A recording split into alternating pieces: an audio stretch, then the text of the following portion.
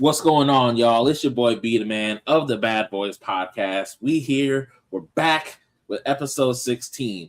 Got my boys with me. Got Mike B with me, Mike Beasley, not associated with the Geek Man, and got my man's the bro Unc Remy Heenan in the house. A little Bobby the Brain Heenan style, because fuck Jim Cornette. Yes. How are we doing, my dudes? How are we doing? I'm pissed off, but I stay pissed off. But I'm pissed off. Like, but what the fuck is WWE doing? That's a weekly question at this point. Yeah, but I gotta put emphasis on it this time. Like, the last 2 weeks have boggled my fucking mind. Probably the last 7 months for me. I mean, yeah. But they gotta keep piling on. You see what I'm saying? At some point, you gotta run out of gas. Even bad gas has to run its course. That's true. Like, y'all just keep slamming on the motherfucking gas pedal. Like, we got that WrestleMania Night 1 energy. Let's keep that shit for SummerSlam. What? Yeah, we're gonna get into why Remy is pissed off. Yeah. Oh Lord! All right, so what we starting, y'all, with Raw? Yeah, we're gonna start with Raw, and we had some shit go down during Raw. So Raw took place from Remy Heenan's hometown of Chicago, Illinois, and they were so disrespectful to us. So the show actually opened up with a bang. As we saw from Friday Night SmackDown, they advertised Cody Rhodes versus Sami Zayn for the WWE title on the Raw that we're talking about right now. I still didn't understand why SmackDown's world title was getting defended on Raw. I didn't understand it, but fuck it, we ball. Yeah. But that's the show actually opened up. It opened up with Cody Rhodes got blindsided by Gunther. Yep, sure did. To open up the show, they started off with that NXT energy. His Bigfoot ass. So we saw it was. I think Cody was getting out of his car. No. Sammy was pulling up to the arena, and I think he and Cody were about to talk about something, and I think Gunther got Cody. Is that what happened? So Sami Zayn, he was walking in, greeting people. Cody Rhodes ran into him. Sami Zayn said Cody's probably thinking this title victory is a fluke and that the Golden Boy is going to easily run through him and take back the title. And Cody said that's what he's thinking. And that's when Gunther came in and whooped Cody's ass. Almost as good at jumping in as Brock did him. But still, I'm mad at him for the whole thing because I'm like, bruh, I ain't never seen Gunther act like a sore loser before. And that was sore loser behavior. Yeah. Like, yes, not often that Gunther comes out of his character like that and whoops ass. Right, like how you gonna be mad like this? Like, even after Sammy beat you for the last title he beat you for, you wasn't like this. When have you started ever moving like this? I don't like what they're doing with Gunther right now. I don't either. Yeah, I have mixed thoughts about it. I think I said it after he retired after he retired AJ Styles. I said that Gunther is going on. He's beating all of the greats that we know and retiring them. But then we're going to look at it differently when he loses to the normal people on Raw and SmackDown, which is exactly what's happening right now. Yeah. So now Gunther can't beat Sammy and Cody after he just retired John Cena, AJ Styles. Who did he retire last year again? Goldberg. So I'm like, okay, so he's retired 3 of the greats from our generation. Yeah. And now he can't beat Sami Zayn. He can't beat Cody Rhodes. So I knew that this was going to happen. That's why I don't like Gunther's booking. So what they're putting out to us is he can only beat up on old people now. Like is that what you're saying? Like WWE. That is kind of what it's giving off. And he's a sore loser now. Gunther has never been a sore loser. And that he's been acting like that for the last few weeks. Like, because remember when he lost the match against Cody, when Sammy was the special guest referee that he requested and he got into a fight with. Yeah. Like, you gonna hit the referee and expect this referee, who is a wrestler, not to hit back? And then you gonna bitch to Aldis about it? This whole thing with Gunther, to me, it's like a carbon copy of what they did with Drew McIntyre. Yes, I was just thinking that.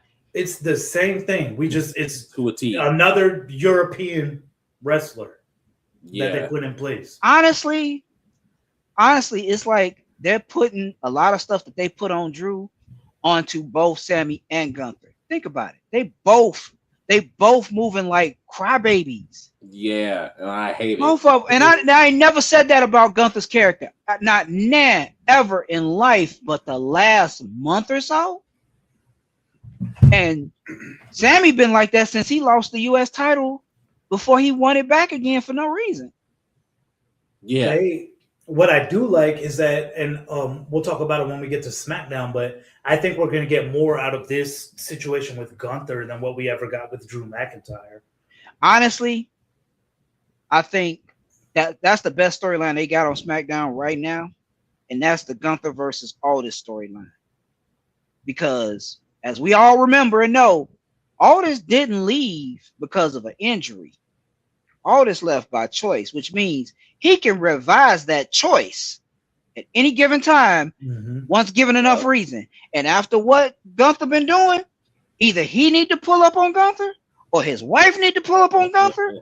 I don't know who needs to do it, but somebody, a representative from their household, needs to catch Gunther on the street. Yeah, the kids. We'll talk about that in SmackDown, though. We'll talk about it because we're starting to get ahead to SmackDown. And I kind of knew something was in play when Aldis pulled up on on Raw and was talking to Pierce. Right. I'm like, what did you do? Because I'm pretty sure you ain't finna put Gunther in this match after what he did. Right. So what did you, and I didn't, and me being oblivious, I didn't think we in Chicago. So Punk obviously coming back. I don't be thinking like that most of the time. Cause like Punk, I'm a newer Punk fan than everybody else. I did not like or respect Punk until two things happened. One, when Seth screwed him out of the title. Two, when he came out and cut that Cena promo in Cena gear. Because that proves to me what I've been saying for decades. You ain't special. Any white dude can do what you do. And a Chicagoan did it. So I'm like, I respect you now. That's just me. And it was one of the pettiest promos ever. I was like, I got so much respect for this man. And he came out in Chicago gear and did that shit. So Gunther did end up taking out Cody. We had no clue what was going to happen as far as the title match. I think Pierce did say at the end of that little part, like, "Hey, we promised a world title match or a WWE title match. And he said, we will right." have and one he later went. on. And he even went and told Sammy, "Oh, you're going to compete tonight for that title. Yeah. Like that's not all. I will just find you another opponent, but you still working tonight. Don't get it twisted." And Sammy was in his feelings about that one, like, "What do you mean?" Blah, blah, blah, blah. Yep. So You're channeling the spirit of Drew McIntyre. Stop it. So we went from there, and we got what I thought was one of the most boring promos of his career. Oh, we got Seth Rollins. It's like, bro, he almost put me to sleep. It was like, I was like, bro, I feel what you're saying, but you're still annoying with it. Like, yes, come on, I feel what you're saying. Everything you're saying sounds pretty much on point, but you sound whack as hell saying it. I'm sorry. Like Seth Rollins, he's one of the best on the mic, I think. But this is just and he had no energy. He normally has a certain energy about it when he gets on the mic. Like he must have used it all up on Braun Breaker. Because he's been cutting Braun up for weeks before this. Now, you in a match that's been building for what you say is 12 years, and you phoning it in? And see, in my city. That's my issue with. That's always been my issue with Seth as a face. Like he'll have a hot streak as a face, but then they'll get to us. There's that certain point where with his mic skills, it starts to feel like he's phoning it in as a face. And you can't tell me. And you can't tell me he didn't phone it in. Oh, he absolutely did. And I hated it. It was too long-winded. It didn't get to the point fast enough. Like LA Knight saved his ass. Like Seth was dragging way too long. Yeah, I think when LA Knight came out, it definitely went from one of Seth Rollins' worst to one of LA Knight's best that I've heard. Yes. At the same time. That promo did more to help LA Knight than it did to help Seth Rollins. Yeah. I'm just gonna say it like it need to be said. And Seth Rollins wasted 8 minutes of our time until LA Knight got in that ring. It could be Rollins has never been, from what I've seen, one of the selfish individuals that we see within WWE. So it could be that he purposely did a subpar promo because he knew LA Knight was coming out with his chance to speak on everything. That's true. Yeah. Because even when he was working with Damian Priest, he even told Damian, it's all gonna work out. You know, you're gonna have your big moment. It's all gonna work out. Mm-hmm. Just trust the process. You know. Yeah. Like it could be also that he's like, shit, why am I here having to cut a promo and the guy that I'm facing in 4 weeks is off tonight or something like that. Right. He mentioned that in the promo, which again, I'm already offended because this promo sounds boring as fuck. But then he reminds me that, oh yeah, the tribal chief has offended me too because we're not worth him showing up to Chicago. So fuck you. Mm-hmm. Look here. Which, I was one of the most doesn't make sense though, because you would think that in the major wrestling cities that Roman would appear, which Chicago is one of them. It is. Chicago is the third largest city in the U.S. and you ain't finna show up here. That was one of the most disrespectful Raws since the ambulance incident. Roman should show up. I would say New York, Roman should always show up. Chicago, anywhere in Los Angeles area, and North Carolina, because North Carolina is just huge on wrestling in their state. Yeah. But I'm like, those are like 4 places that I would think that and any show in Texas. Yeah, Texas also. Any show in Texas, any city in Texas. Yeah, tomorrow's Dallas. Right. Dallas exactly. Roman is scheduled to be there. But like I said, that whole overall show is disrespectful to Chicago as a whole, but whatever. So yeah, essentially, so Seth said that, you know, Roman has to beat him if he wants to be considered like a real champion, pretty much, instead of the corporate everything handed to me champion. I mean, like I said, I agree with everything he said. It just felt like he was like, it was almost like he was talking like this in a monotone voice. That's all. Yeah. That's what I was hearing the whole time he was talking. I'm like, where the fuck is the Seth Rollins that was whooping Brian Breaker's ass on the mic and in the ring? What the fuck is this? Exactly. Very boring. Yep. Like super fucking. Did you take an Ambien before you came out? Like, what are we doing? Did Becky Lynch put it on you before we came out? What are we doing? That was just. It should have been a good promo with what he said. Yes, it should have been good. Yes, the words were there, the facts were there, and like I said, I agree with what he said, but it was how he said it. It was just. Yep. So then, and that's how. And here's the thing: this is what's supposed to get us behind this, and that's him. The way he sounded is the way I feel about us bringing this match in now. Like, we could have had Oba versus, the Tribal Chief, and we got this, and you feel me? Like that's why I'm like, that's part of why I'm mad, because it's like, this is what we're getting, and you're not getting us hyped about this. Yes, this feud is long-term storytelling. Like you said, Seth, 12 years in the making.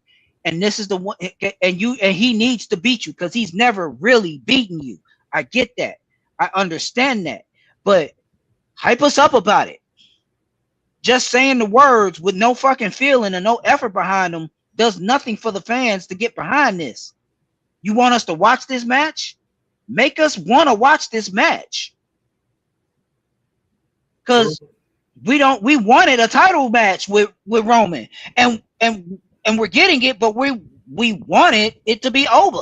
True, but that's not just on Seth. If Roman isn't going to show up to work to promote his own match either, then that's another thing. Fuck the match. Like if you're not like you expect Seth to hold down this match that we really didn't want to see right now, that could have been held to WrestleMania, because we waited this long for it. Let's be honest. And again, that just goes they fought at Royal Rumble a couple of years ago, didn't they? They did, and Seth won by DQ. That was that was day one. What? No, that wasn't day one. No, it was day one. Because no, it was Rumble. You mean when Seth came out in the Seth gear or in the Shield gear, right? Okay, yeah, it was Rumble. Yeah. Okay. Yeah, no, that was Rumble. But yeah, and now that match don't count because he didn't beat him. He hit him with a chair. Yeah. I'm like, so every time you see him turn his back, you need to hit him with a chair. Is that what we're doing? Is that what we're doing? Do you have that much PTSD from this man? That I kind of understand, just because of how big of a moment the Shield breaking up. Yeah, like I do get that. It is getting a little tiresome, but I get it. For it to be every single time like that, like every single time you need to hit the with a chair back. Yeah, like, you ain't learned your lesson. Like, what has that gotten you? That got you this beef. It's not gonna end this beef. We shouldn't have to see that again, because the last time Roman did it, it cost him that world title, that long world title reign, when Cody finally beat him at, what was it, 40? WrestleMania 40? Yep, it was 40. Yeah. So that's where we shouldn't see it again. So we did have LA Knight come out during this promo to a big pop that LA Knight always gets. LA Knight always gets a big pop. And I was right there with LA Knight. He said that this match is the same old shit pretty much that we've been seeing for years. And I was like, yep, all right, there we go. So LA Knight I think he was speaking for the people. He really was. The LA Knight, I think it was the best promo that I've seen from him all year. Me too.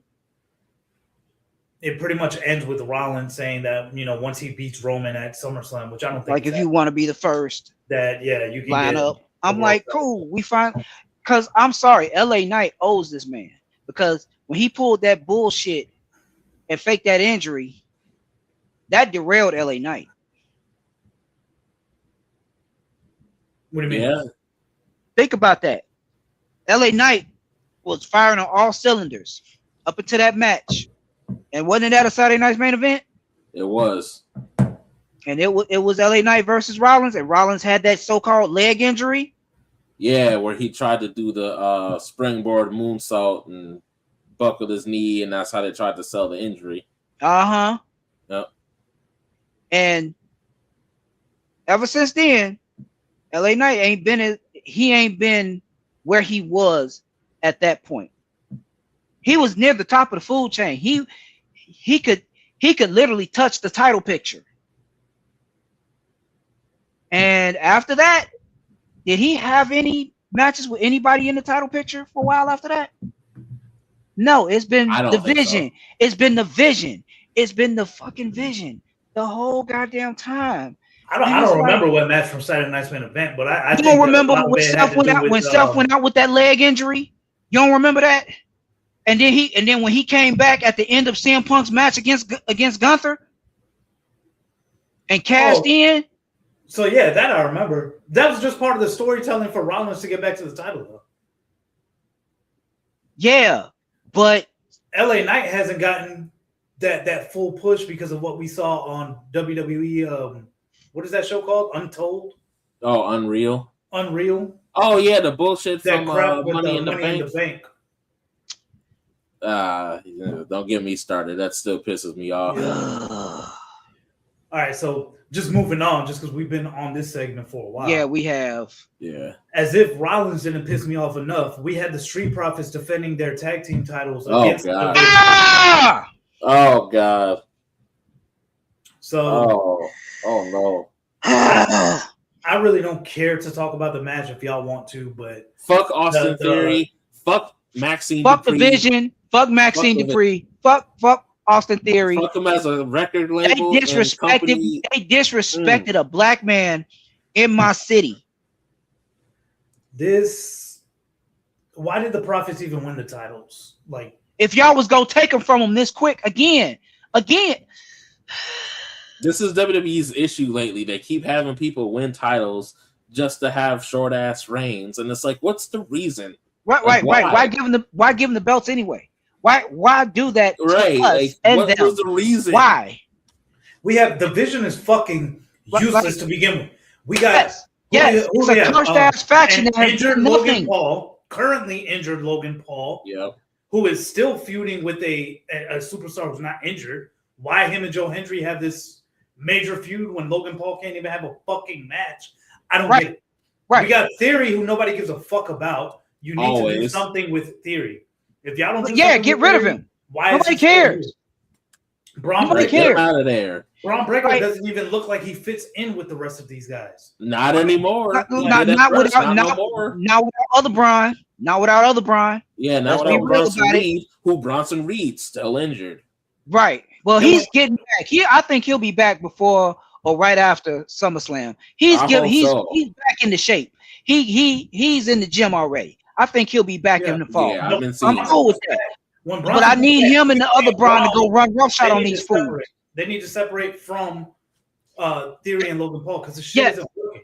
Yes, I need them to jump Theory and Logan Paul. You just don't understand how much I've been wishing for this. I have been begging for this. I need them to excommunicate Paul and Theory. Just hit them with 3 tsunamis each. I don't care. Even in their backstage segments, I don't see any type of chemistry between Logan Paul, Austin Theory, and Braun Breaker. It's so painful. Braun Breaker barely says a word. The only time it works is when Breaker talks and those two don't. Think about that. I don't even think it works. When Theory talks, Breaker ain't a good talker. He's getting there. And that's the thing. He's a better talker than them. Yeah. Because Logan Paul, he tries too hard to be a heel. He tries too hard.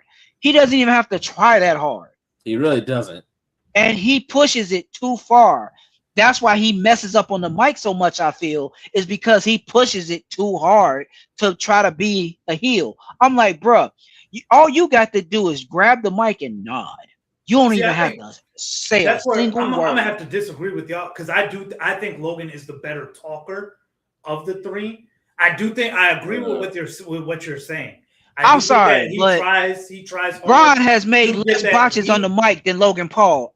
Almost every time Logan Paul speaks on the mic against someone with a better mic skill than him, he botches. He either stutters or he says the wrong thing. I think Logan is good on the mic. I didn't say he wasn't good. I just said Braun Breaker is more consistent. He's better. I think that Braun Breaker. He's better than the reason I like Braun Breaker on the mic is because he taps into that Scott Steiner type style. Yes, he does. Used to like back then. But and the thing is, he does it better than we thought he would. Because I thought he would. I thought he would try to break away from that. But no, he leaned into it, and I like the fact that he leaned into it, and it works well for him. I think Braun Breaker is good on the mic. I think let's take Theory out because he sucks. Yes, he does. He sucks. If we had to pick the better talker, I think Braun Breaker is good. But he's using what his uncle did back in the day, which is fine because everybody knows that's his uncle. Right, and it's not like it doesn't work for him. If he had a different vibe, a different gimmick, then that wouldn't work for him. But he's more in tune with what his uncle does than what his father does, and I appreciate the fact that he has leaned into it. He hasn't went overboard with it. Because Rick was never good on the mic, though. To be honest. Rick Steiner was never good on the mic. Right. Braun has taken bits and pieces of it. He hasn't taken the full blown thing, and that's more than enough for him. Yeah, I think he works well with what he does with that. That's why I think he's better talker than Logan Paul. Because, like I said, Logan Paul tries too hard. If he would dial it back, maybe 2 notches, he would be better on the mic. He tries literally too hard. He goes out there and he's like, I'm like, chill. See, I don't see. Part of me, I can't really tell when Logan Paul is trying to play an asshole versus just being. He's naturally an asshole. It's hard for me to tell because he's naturally an asshole, but he's damn good at he is talking. Like that. When he and LA Knight went back and forth, I was there for it. I was like, me too. I was there for it. That was some years ago, which I don't know why we haven't gotten something like that from them since then. I think it was before. It might have been before that Money in the Bank ladder match. Yeah. Yeah, I think it was. They were going back and forth, and I was like, okay, yeah, I'm here for this. I like this right here. But yeah, either way, the vision sucks. Here comes this goddamn ice cream truck again. Oh my God. Why do you pull up every Sunday at the same time? These kids are in church.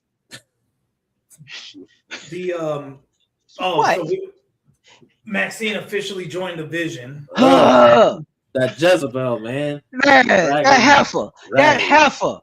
heifer. Look here, I was a Maxine Dupree fan. Even after Natty watched her, I was a Maxine Dupree fan until the last few months when we see her backstage talking to Theory like they decided on what to buy at the store after they leave the damn arena. And it's been pissing me off. And I'm like, nah. And then she goes in and low blows. Angelo Dawkins, yep. I'm done with Maxine Dupree. She is on banishment until further notice. I already didn't like everything from the opening of Raw was already starting to piss me off to begin with, because we had no commercial breaks during Rollins' boring. Long ass. Right. Then we get the tag title match, and there's too many commercial breaks during the tag title match, and then they take the title off of the Profits. I'm like, what the fuck is going on? Wasting my fucking time. Man, yes, they would. Yes, they did. They wasted our fucking time. They wasted the Profits' fucking time. If you weren't gonna give them the belts, just don't give them the belts. Keep it in the Vision. Yeah. All right. So moving past that, nothing ever fucking makes sense. It seems like here lately. That's why I'm mad. Defended the women's intercontinental title against Raquel Rodriguez. I don't think anybody thought Raquel was gonna win. I was finna say the same damn thing. We know Raquel wasn't gonna win that. No, hell no. I was gonna be pissed if she won it, but no. I wouldn't have been mad if she won it, because, like I said, I need something different. I need her to be the dominant woman that again. The whole advertising thing. They've advertised Raquel as a dominant wrestler, and she has not been that in a while. WWE is on pace. I know they don't care. I'm just one person, but this is I am really starting to feel like I did in 2018, 2019. I'm just gonna stop watching. Already just rewatching SmackDown yesterday. I'm like, I'm not watching this shit live no more. I can just watch it on demand and it plays straight through, right? Without me having to fast forward anything. I'm just about to watch it this way instead of sitting through all this bullshit. Do y'all want to talk about Soul and Raquel?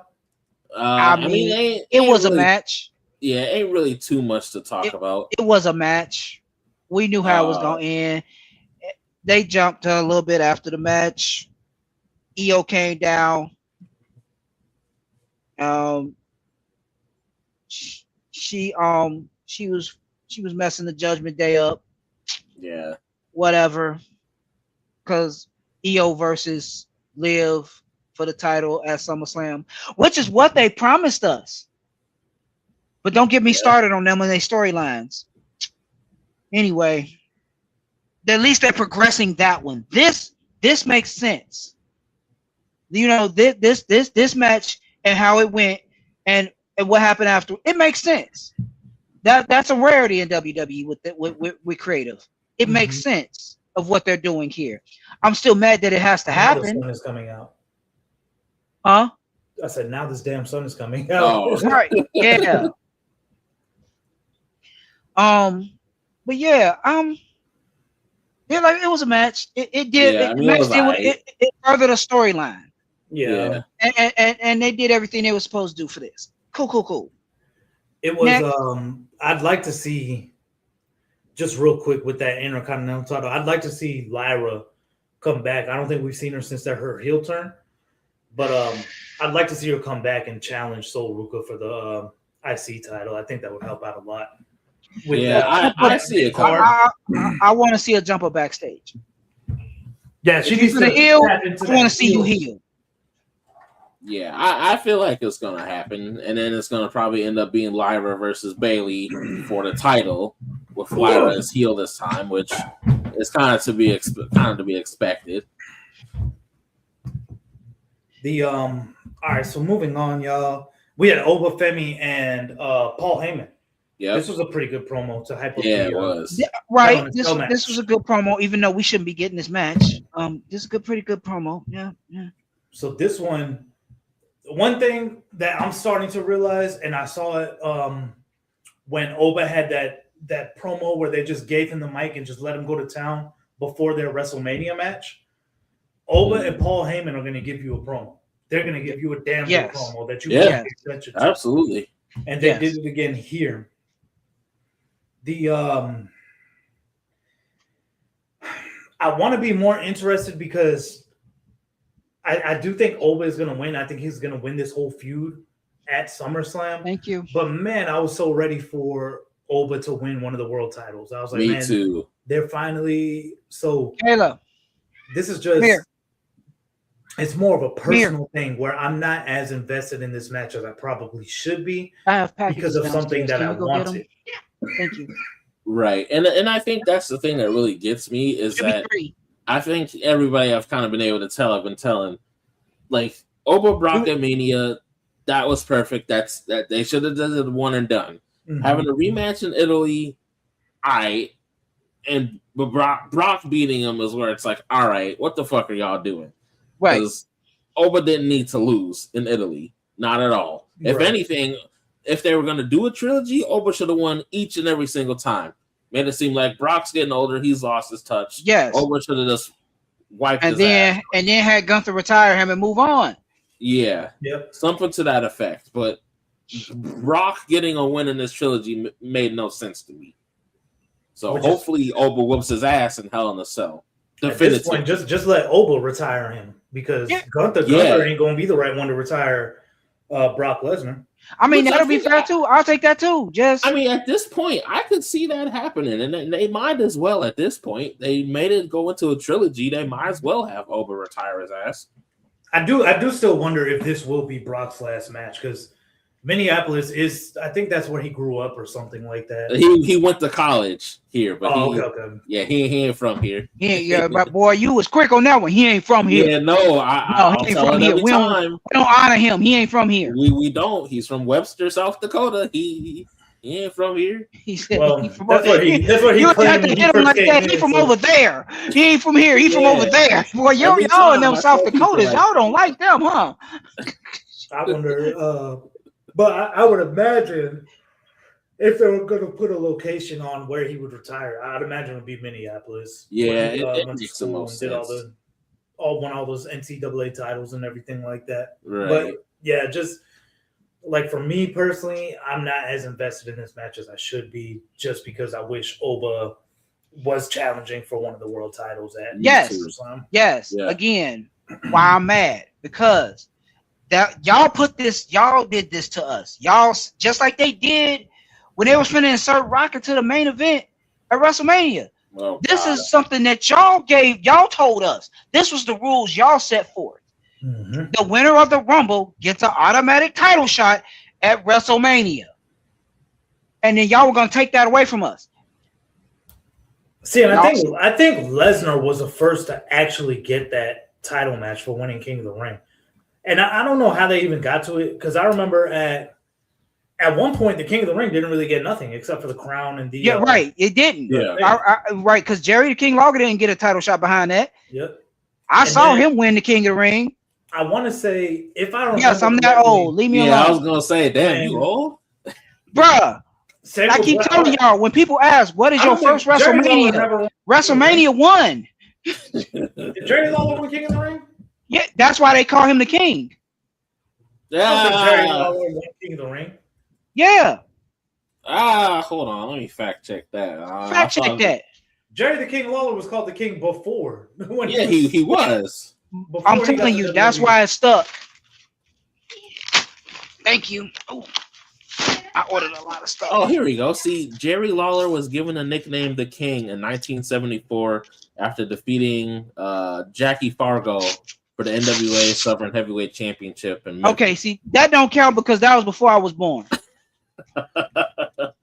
Jerry the Kid, did he win? Did he ever win King of the Ring though? Or you ever look that up real quick, Bryce? Yeah, I don't think he did. I think he did. Correctly. I think he made the finals against Bret Hart, but Bret Hart ultimately won.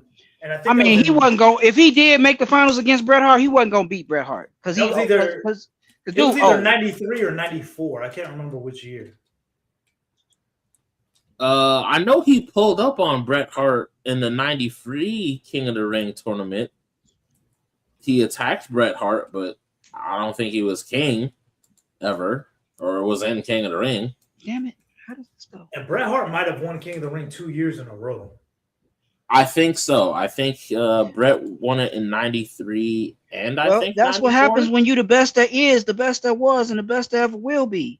I'm telling you. Bret won in 93, Owen won in 94. No, okay, that's what it was. Damn, you confusing Bret with Owen? No, I had to look it up real quick on the side. Damn, bro, I'm not talking to you. I'm talking to Mike. Damn, bro. Oh. They didn't look like that much. Damn. They're both two of the best of all time. They were, though. They were. Yeah. Yes. I still feel to this day Owen was better than Bret, but I don't even go there. No, Owen was. Yeah, I'm not. Yeah, he was. Like that. In the short time, had Owen passed away in 1999, and I feel like he had that longevity, he would have won Bret.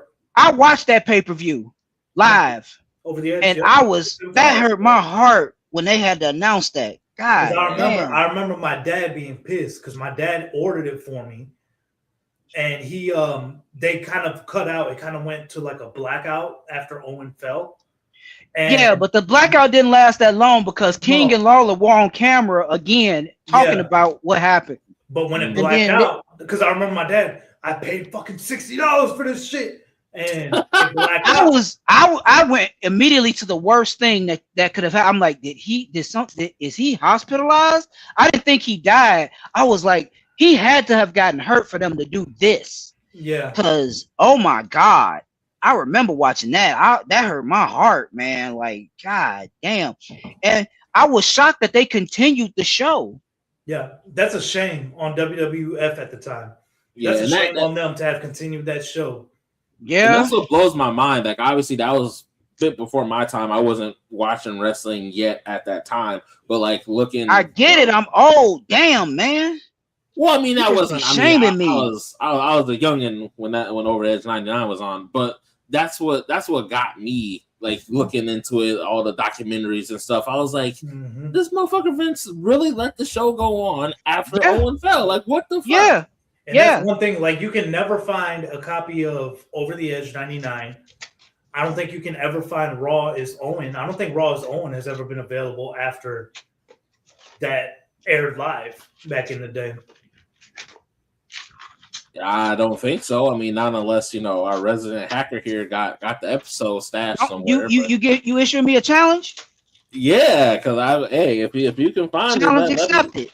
What's the one other thing that's in the vault? Isn't there two things that are in like the WWE vault that they said they'll never release to the public or something? Probably something to do with Chris Benoit. Yeah, it's probably the Raw tribute episode for Benoit that's in the vault. Because when they found out the circumstances behind that, they reversed course on that the next day. I remember that so well. The next day. Vince popped up right before ECW talking about, hey, my death thing, that was a storyline. Benoit, we ain't talking about him no more. We moving on. And I was like, okay, this is understood. Like, fine, fuck you. That all right, moving on real quick. We went way off. The next match that we saw, boring for me, not boring for me, but I just don't care about it too much. Chad Gable and Dragon Lee took on Ethan Page and Rusev. Oh yeah. They still on the redemption arc for Chad. Cool. I mean, we expected this. It's cool. I'm kind of sort of behind it. If Chad Gable's in that gauntlet match tomorrow night, I say let him win. Let him win. Let him win the IC title in Minneapolis. Yes, that's what I'm hoping for. I want to see that. And Chad, he should have won that 2 years ago, man. Like the fact that they passed him up for Sami Zayn is a choice that is baffling to me. I agree. Which is another reason that it doesn't make sense to me what happened later on in the night, but we'll get there in just a second. Yeah. Or we'll get to it right now because the very next thing that happened was the WWE title match. Sami Zayn came out to the ring. He's waiting to see who he's gonna go against. We see one of those industrial doors slide up, and then Punk's music hits. Punk is on the other side of that door, and then Punk's music hits, and here we go. And I know Bryce jumped out his chair. Yep. Hell yeah, I was happy. I saw it coming, especially thinking back to the Punk promo with Cody, and he was like, you never know when a championship opportunity drops off the sky, and I was like, oh yeah, tonight's the night. Like I was over here hype as hell. So it didn't dawn on me that it was going to be Punk, and Bryce, I texted you on the side when I realized it, but it wasn't until it was after Cody got jumped and before, because they ran it all together like one long segment. It was after Cody got jumped and before Seth Rollins hit the ring for his promo. And I just happened to look up on the top corner where it says what city they're in. Yeah. And I just happened to look up and I was like, oh shit, they're in Chicago. And that's right when I grabbed my phone and I was like, Bryce. And the kicker was, and the kicker was, I didn't think about it until y'all put it in the chat. I was like, damn it, they are here. Shit. Yeah. Son of a bitch. Yeah. That's when it now we gotta deal with this dude. God damn it. I mean, I'm not mad at Punk, and it's not like I don't like Punk, but it's like, why are we doing this? So the match was amazing. Let's get this out of the way real quick.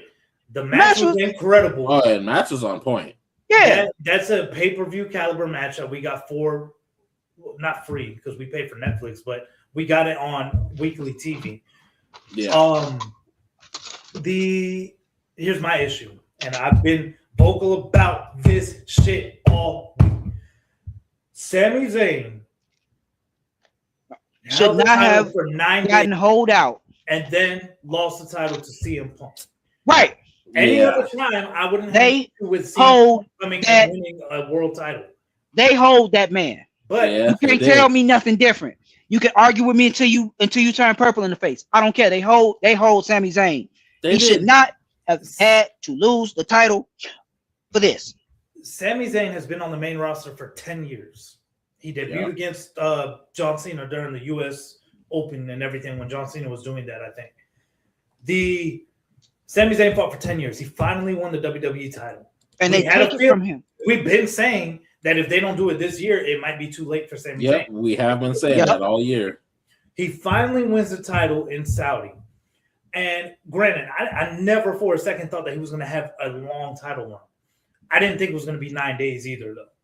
Right. So 9 days? I thought that he might hold it till SummerSlam and drop it there. I'd have been cool. Right. I was saying a month. And I was thinking, since he won it, I figured Oba would go after him. That was right there. We got neither of those things. I would have been perfectly fine had Sami held the title until SummerSlam and dropped it there. Short reign. Yes. At least he had that moment. Maybe give him one successful title defense at maybe Saturday Night's main event that we have coming up. And then just so he could say that he had at least one title defense that he won and he didn't just lose it on his very next match.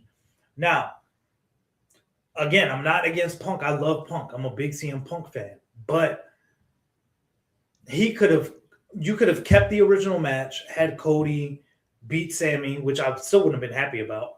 But have Cody beat Sami, and you could have Punk come in after and call his shot for say win like he did. Or they could have just not given the belt to Sami. Yep, that's what I was about to say. That's also true. You could have just not taken the title off of Sami to begin with. CM Punk coming back and winning the title in a return in Chicago was just a plus. All you have to do is show CM Punk's face. You can show that you can show his Pepsi tattoo on the Titantron, and they're gonna go crazy. Yeah, exactly. So that's just my thoughts on it. I feel Sami got hold screwed and everything like he that. Got hold. He did. I think he got hold I think that in particular, and I don't think I mentioned in the group chat, but we were talking about Mike Santana and him possibly, signing back with AEW or coming over to WWE if he loses his title. Yeah. Here's my thought process. What if you are a superstar whose contract is about to expire and you're considering going to WWE, but then you see something like that from somebody who's been with the company for years? What are you thinking? You rethinking your decision. You running the other way and thinking about that AEW contract. You rethinking that decision. That's bottom line. Like, I didn't say that verbatim in our chat, but I think it was me and Vitia that were talking about it. And I was like, bro, just chase the bag at this point. Right. Because I'm afraid, I like Mike Santana a lot. I don't see him being in the main event on WWE. Maybe in AEW one day, but in WWE, I don't ever see him being a world title or world champion unless he goes to NXT. But I think he's bigger than NXT at the same time. I agree. Even though he has done multiple NXT matches, I feel like he shouldn't be on NXT at this point. Yep. Right. So that's just, I don't know. That's just kind of where I was like, if I'm a guy and I'm about to leave TNA and I'm considering going to WWE and I'm top of the food chain here where I'm at though, but I just see what y'all did at the top of the food chain in your company, I don't know if I want to go sign there anymore.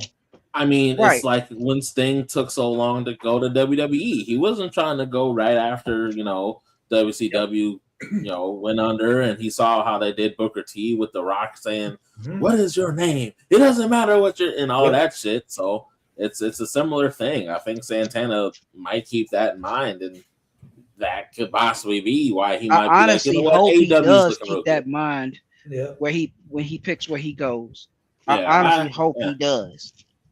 But that was Raw. It pissed me off, but it was very eventful at the same time.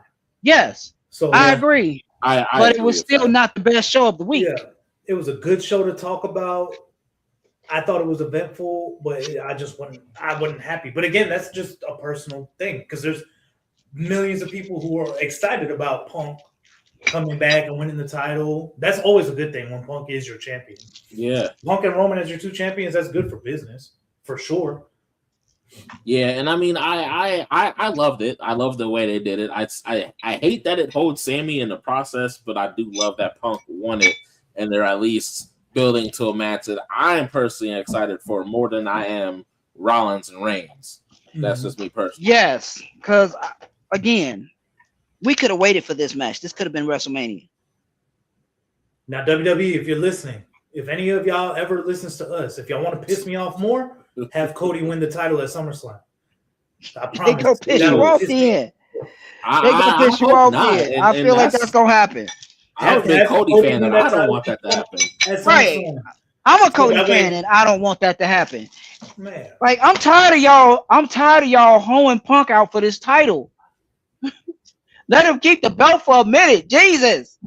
And I thought I saw on like maybe Fightful or like WrestleVotes reported it, but he's apparently supposed to have a pretty lengthy reign, which he absolutely deserves, especially with the fucking WWE belt.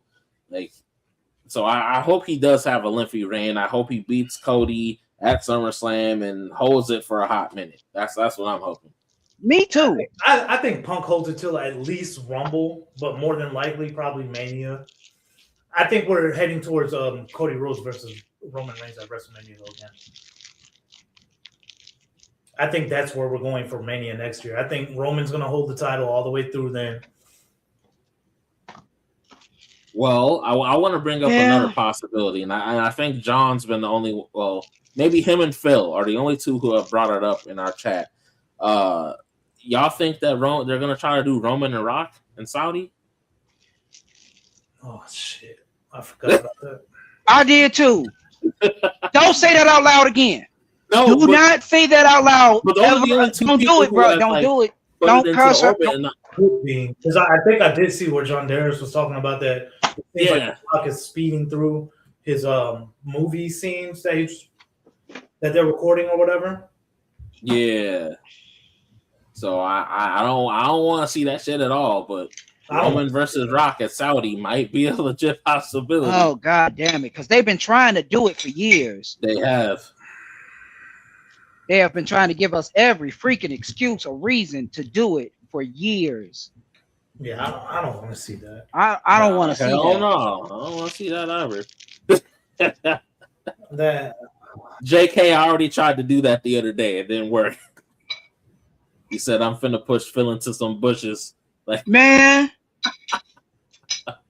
I already tried. Trust me. the Hopefully we don't see that match. All right, y'all ready to move on? Yeah, Yeah. We can move on to Dynamite. yeah. All right, so Dynamite they ran their beach break special Dynamite this week. Yeah. It came to us from Clearwater, Florida. The venue looked good. I remember I was asking questions about the venue. I like the way the venue looked. I thought it was that was the first time I had even heard about it. Was at the Baycare Sound at Coachman Park. I didn't even know a type of venue like that existed to look indoor and outdoor at the same time. Yeah. I thought that was really cool. So we opened the show. We saw Kenny Omega, who Kenny Omega was advertised to take on the AEW champion MJF in the main event of this show. He was just in his dressing room, just preparing for his match with he was with who's that? It's somebody from New Japan, Michael Nakazawa. Michael Nakazawa. He was back there with him.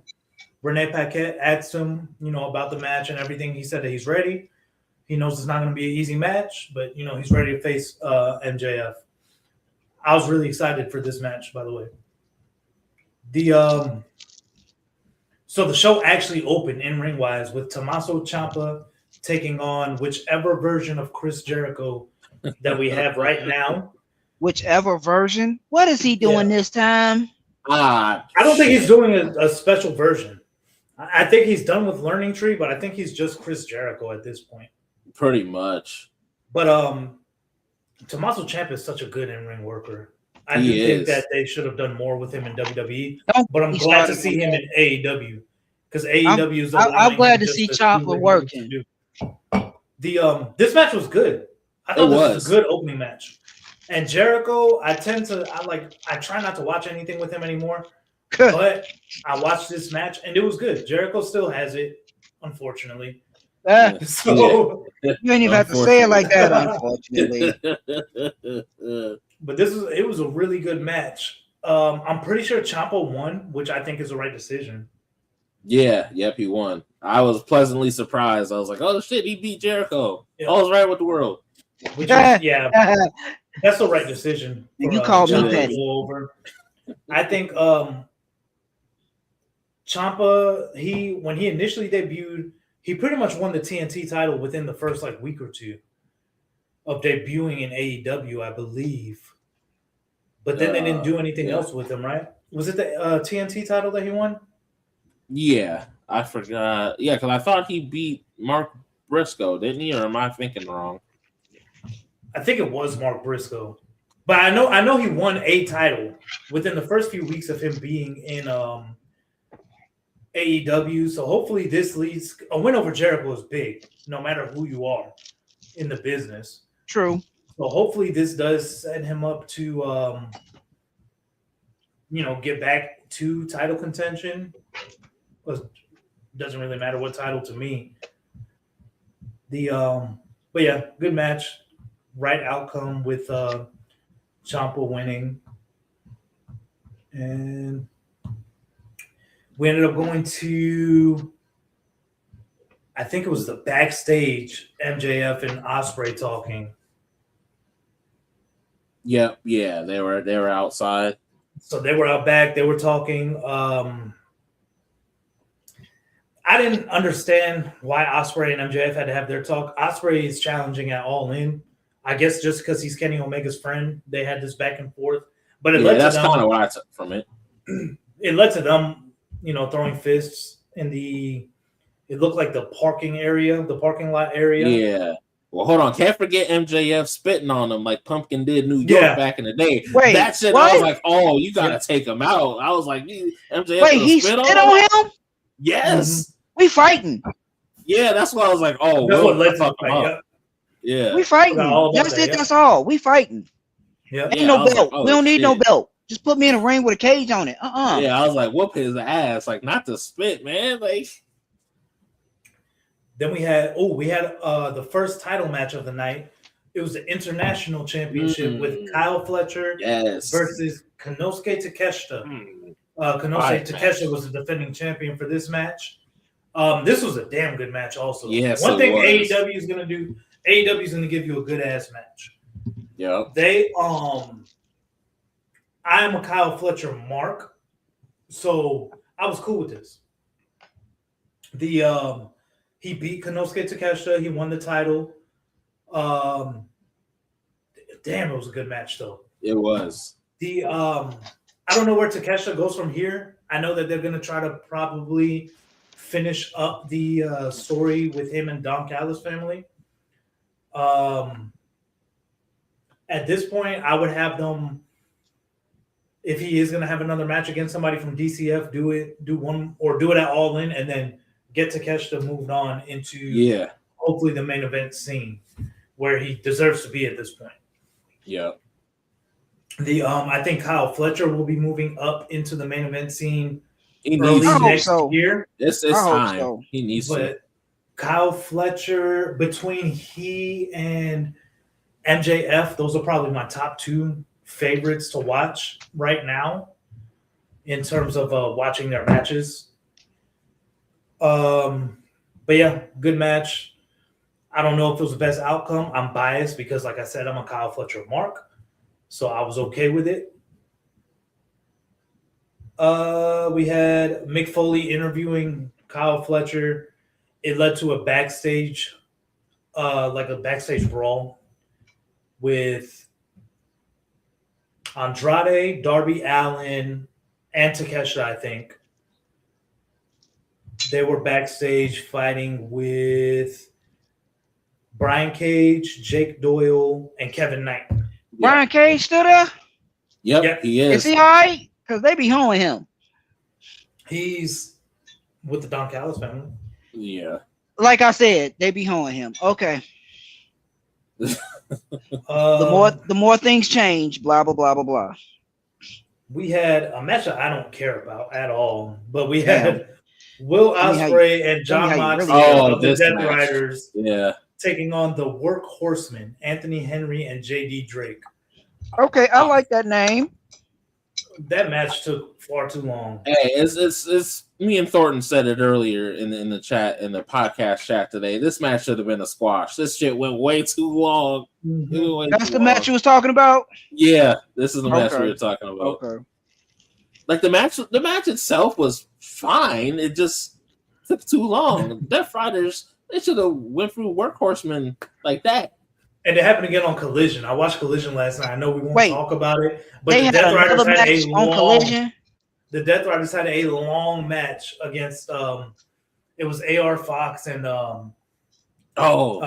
Sky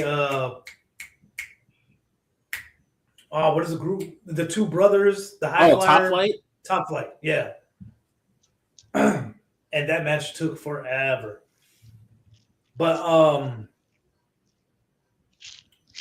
Death Riders won. I don't think anybody expected them not to win. We heard from Hikaru Shida. I don't give a fuck about that. I don't know if y'all do. Man, the way you be breaking this shit down, I don't give a fuck about that. That's why you my boy, Mike. That's why we boys. This one right here, though, we had the women's casino gauntlet match to earn this world title shot at Redemption. I heard my girl won that. Yep, our girl won that. Willow Nightingale. Y'all still didn't give me the name of who injured her, but that's okay. She back. No, I did before and talked over me that day. The match that she got injured in was against Red Velvet. Okay, well, I know who to put the hit out on. Thank you. Well, some people think that she wasn't really injured, though. Really? I did hear that, but I don't know if I believe that. Yeah, some people, they think. Tekla said it on commentary. Was she even really injured? Well, that's what Tekla would say. Tekla's wild like that. Let's just be honest. Like, yeah, she is wild. I love Tekla. Tekla will start some shit because it's sunny outside. Like, why is it so sunny? I'm finna go fight somebody. Match. I don't know how many times I heard "dumb bitch" during this match. What? I heard Tekla say "dumb bitch." It had to be 50 times at least. Yeah, she said it a lot. This gauntlet match. Did she just learn it? Like, what the hell? That's a lot. The match itself was okay, but it was like a little lunky at points, if that makes sense. Like, no, I know what you're meaning. I know what you're saying because I thought that too when that match was on. I was like, I liked it, but at the same time, I was like, I don't know. But Willow Nightingale won. She will go to face Tekla at Redemption, and I don't know who's going to win there. I think Tekla has done great with the women's world title, and I do want to see her face Mercedes at Wembley, but I also understand that Willow Nightingale and Mercedes have their own history, and I can see why that would be a marquee match at Wembley also for the world title. So I don't know which direction AEW goes there. Yeah, I'm leaning towards. I want Tekla to win. I love Willow Nightingale, but I want to see Tekla versus Mercedes. Yeah, and I just want to say this is why I appreciate AEW, because they will keep you guessing. Mm-hmm. They will. They will keep you guessing until the last punch is thrown. Mm-hmm. I appreciate that out of them. WWE, you can predict, and sometimes we get mad when they don't go the way we predict, but it's just the way they go about it when they do stuff like that is what really makes us mad. It's not the fact that they went the way that we didn't think they would go. It's more so the way they went about going the way we didn't think they would go. Yeah. And AEW is not like that most of the time. They'll make you keep guessing, like, this is gonna go either one way or the other, and we're gonna make sure you think it's going to go either one way or the other. We don't, like, for the most part anyway, because some of them, like, we know. Come on, we know. Yeah. Like, yeah. But with they bigger matches, they'll make you sweat bullets 2 minutes before the end of it. Like, hey, what you mean? What you mean you hit him with the steps and he ain't getting up? What the hell is this? Yeah. Yeah. Which something similar happened in the main event. But they do keep, and I don't even watch it like y'all watch it. See, I know. So we got a little video package of Jungle Boy Jack Perry re-signing with AEW. Man, I do not call him Jungle Boy. That is Amazon Andrew, whatever. I don't know why they had to put this package on there to say that he re-signed with AEW, but he says that you know his goal is to get to the main event and win the AEW World Title. I don't think that's going to happen. I don't believe by any stretch of the imagination that he had as many phone calls from these other companies as the package. Probably not. Probably not saying that. I don't think he's bad. I don't think he's a bad wrestler at all. But dude been riding off his daddy's coattails for far too long. Whatever. And I made a joke. I was like, oh, all of a sudden we get this video about Jack Perry re-signing with AEW the night after CM Punk wins the WWE title on Monday Night Raw. So you think they didn't put that package together on Tuesday? That's what I was. You didn't think Tony Khan made a call to production and was like, we need a video package for Jack Perry? Stat. I was like, man, Punk won the title on Monday. Jack Perry signed with AEW on Tuesday. But it got announced that Speedball Mike Bailey would challenge Mark Davis for the national championship on Collision, which that took place last night. But the AEW World Title match, Kenny Omega challenged MJF for the world title. So Kenny Omega won the match. Kenny Omega is the AEW World Champion. I was pissed. I know, right? I know. Okay, Michael, elaborate. Why were you pissed? I was fucking fuming about this. Yeah, you were. And the reason it's not even that Kenny Omega won the match. It was, I guess in a way, yes, it was. Because why would you have Kenny Omega win the AEW World Championship in Clearwater, Florida, when you have a pay-per-view in like 2 or 3 weeks in Canada leading into All In? Why did Kenny Omega win it on Wednesday instead of waiting until? Yeah, we thought. Didn't we all think he was going to win it in Canada and then defending it all in? I definitely did. So when they announced this match for Dynamite, my initial thought was, and this is where me and Vitia got into it a little bit. So yes, Kenny Omega, it was announced that if Kenny Omega didn't beat MJF, that he would never be able to challenge for the World Championship again. Similar to the Hangman stipulation. Yeah. So what I thought was going to end up happening, I thought that something would happen to where MJF would lose by disqualification, which could warrant a rematch. Maybe a no DQ rematch where that same stipulation applies. Okay, Kenny, if you can't do it here, you'll never be able to challenge, and boom, that's where Kenny Omega wins. To me, it didn't make sense to take the title off of MJF in Clearwater, Florida, when you have an event in Canada where Kenny Omega is from in just a couple of weeks. And now I'm like, what are we going to do with the world title now? At Redemption, at least. I'm not sure, especially if MJF is injured like the rumors are saying. I don't know where they'll take it next at Redemption. Like, obviously, we know All In is Kenny and Will Ospreay, but Redemption is a big question mark, unless it's Hangman that comes back into the picture. And I don't even know if that's going to be the case. Hangman needs to show up on Dynamite this week if they're going to start pushing that for Redemption. Yeah. Oh, no, he said All In. I don't know. Maybe MJF doesn't work Redemption, but I'm going to be even more pissed if MJF does work All In, because it's like, why? MJF is their hottest act in AEW. Yep. He's the hottest act in AEW right now. Kenny Omega is a nostalgia factor. People want to see Kenny Omega versus Will Ospreay because of how great their matches were in New Japan 10 years ago. That's more of a nostalgia thing. But I stand behind thinking that MJF versus Omega or versus Will Ospreay would be the better match for the year 2026 at All In. I stand behind that. Mm-hmm. And okay. MJF is in a similar position now as Cody Rhodes is in WWE, where he's been your main champion. He's dropped the title twice now this year.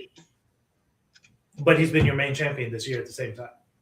And it kind of goes to show that both WWE and AEW have the same problem. Like my guy Christian was just texting me about this when I was at the baseball game for the Brawl at the Ballpark stuff. WWE really needs to get, and AEW really needs to get different guys in the mix for the title pictures, because it's still relatively the same guys. It's right. It's still relatively the same 4 dudes every time. And I think John said it, but it's like the main companies have been playing it safe, especially with their title pictures. And it's like, let's get some new people in there. And in AEW's case, that ain't too hard, because at least Tony Khan's willing to take that risk. But I don't know where they go right now. I think on AEW side, you can see their numbers weekly, and MJF does drive those numbers up, and I think Omega will also. So having Omega as your champion isn't going to cause you to lose a lot of people, if any. Maybe you gain, but Darby Allin, because we do have guys like Joe. Do guys like Joe walk the earth who don't want to see certain people as champion, and they will shit on a product. Sammy became champion. They will shit on a product because this doesn't look like a world champion or something. Yep, just like Joe. Same thing with Darby Allin. Same thing with Darby Allin. But there's a lot. There's millions of our Joes out there in the world. Yeah, unfortunately, that can help change the title picture. Unfortunately. Those are the same people who think Theory should be champion. You beat me to it. Yeah, we don't listen to them. Hell no. And I love Joe to death. Don't get me wrong, but I love him more than I love my own flesh and blood brother. But the way he reacted to Sammy winning, I got so pissed because me too. Because I'm always okay. I was kind of ready to throw hands with him. I'm not gonna lie. Like, what you mad for? What you mad for? Because it ain't that whack ass dude you've been backing for years who ain't did shit. Get your words out of here. But look, for me, I'm like, okay, wrestling or not.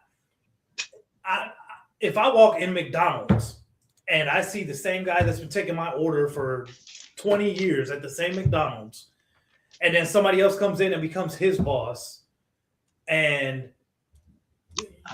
says, "Hey, you can't work here anymore because I'm your boss," or something like that. That's what that shit reminds me of. The people who work hard to get to where they want to be or where they end up at, and then boom, here we go. This shit just gets taken away. Right. Yeah. And I think that's what infuriates me so much about, even guys like Sami Zayn dropping the title so fast. Like, damn, he's the working guy like us. Right. And now we just took away what he worked so fucking hard for. Exactly. For years to get to. And I don't know. It is what it is. But Kenny Omega's our champion. I do want to see where they go from here. So I do plan on tuning in live on Wednesday again because I want to see if they're going to do something with MJF. And if he's legit injured, then this is by all means the right call. Don't have him working injured and risk a career-threatening injury. Right. Because you need him to work. But if MJF ends up working Redemption or All In, I may have a lot more questions about, why they went about things the way they did. Don't let them off the hook, Mike. That's what we do. We do not let them off the hook. Why not have Kenny win in Canada at that point? If MJF, you're still going to have him work anyway. Are they foregoing having Kenny win in Canada to have Edge and Christian win another match in Canada? Like, I mean, that's been my theory is that Cope and Cage beat, well, they're still feuding with the Dogs. So my theory has been that they're going to beat the Dogs again in Canada. The Dogs are beefing with the Bang Bang Gang now, though. Oh yeah, shit, that's right. I'm surprised that they still around. Why is the Cocaine Crew still kicking? Why is the Cocaine Crew still kicking? Oh man, Jay White finally came back. Jay White needed to come back. Yeah, he did. Him. And they did. Remy, if you get a chance to watch, you don't got to watch all of Collision, but they did a video package where the Bang Bang Gang was talking about the Dogs. That shit might have been some of the funniest shit I've seen on wrestling this year.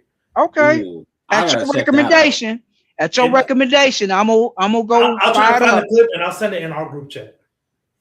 Yeah, I can see that. I got Collision. I can access it on my server. I already had a whole episode of Collision because I have AEW episodes. I thought that shit was funny. They were acting like they were at a dog shelter. Oh my god! And they were talking about the dogs and everything. No. Like it was funny. At the dog shelter already. Yeah, they were at a dog shelter. That's disrespectful. Oh shit! That alone is worth the watch. Oh no! Now I know I gotta see this. Oh. They were in Roanoke, Virginia last night for Collision. Collision was live, but they were at a Roanoke dog shelter and they were talking about the dogs up there and how they're gonna have to put them to sleep and everything. I was waiting on to put them out of their misery reference. I was waiting on it. Oh my god! Gold. It was gold. I like it a lot. Y'all ready to move on to SmackDown real quick? Yeah, let's get this one over with. Yeah, I think Thornton's he popped up in the live chat here. He should be popping in, I think, soon. So okay. Yeah, stop ducking me, man. You scared of your lessons? So SmackDown, for me, SmackDown was the better show of the week. Oh, absolutely. I'd probably go SmackDown, Dynamite, and then Raw if I had to put them in order.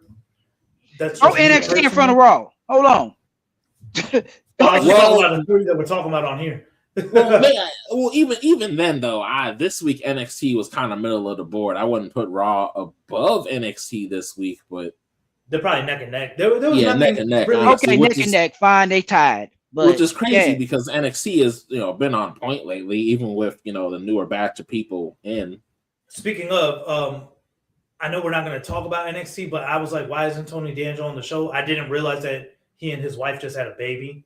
So congratulations to Tony D'Angelo. Congratulations to the Pirate Champion. Shout out Tony D. Shout out Tony D, the Pirate Champion. But real quick, I know we're not talking about NXT in full, but gotta shout out Layla Diggs for that win and that Fatal 4. Layla Diggs is talented as all. We gotta show Layla Diggs some love real quick because she I feel like Natty's crew is going to hold her back. She cannot stay with them long term.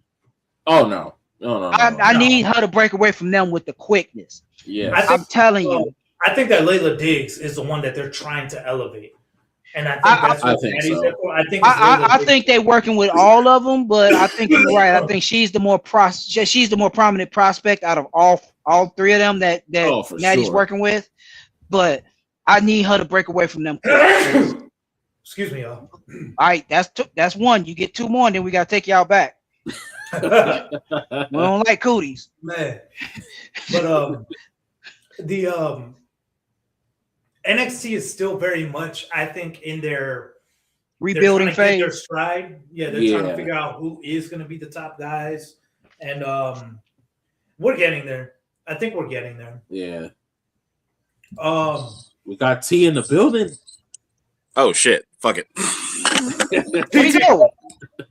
Yeah, I threw you in. I was like, all right, saw your ass in. I'm like, let me get his ass. And then he gone.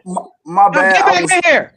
I was putting my name and stuff together. My bad, y'all. You good? I'm sorry. Had I known, I would have waited before I added you in. My bad. No, but it just says what? You good? I'm out here popping. There you go. There you go. Been ducking me for a month. You lucky you don't owe me money. Oh God. All right, T-Dog. We already went over Raw and Dynamite. So if you want to throw your thoughts out there, I want to know what. Yeah, I know your thoughts. All right. Okay. All right. Let me go ahead and run through this shit real quick. Number one, Vision winning the tag titles back. You know, ass. Look, Maxine Dupree being a manager should have happened years ago. She got no business wrestling for real, but golly. Okay. To be fair, at least she put in the work to try and learn. And see, okay, that's what I did not get to say. They have undone the work they did with Maxine Dupree by having her with the Vision. That's what I didn't get to say. And it was a waste of time because look, they put all that effort. Maxine Dupree is the Harley Cameron of WWE. Stop putting all your effort in these mediocre. Okay, that's just disrespectful. See, you come with that bullshit, T. That was offensive, and yet it was hilarious. So I'm gonna let it ride because I ain't got no problems with people who operate puppets. Okay. Like, I'm sorry, bro. Like, look, I get you wanted to try, but like, there's like 30 other people who could have used that same fucking TV time. Ivy Nile been out there grinding her ass off, ain't got the opportunity yet. She's still on main event, isn't she? She was over here managing a nowhere going fucking tag team, which was hot for only a couple of weeks, like the Creed brothers. Yeah, the Creed brothers was hot on the main roster for like 3 weeks. You are correct, and then they just fell off so hard.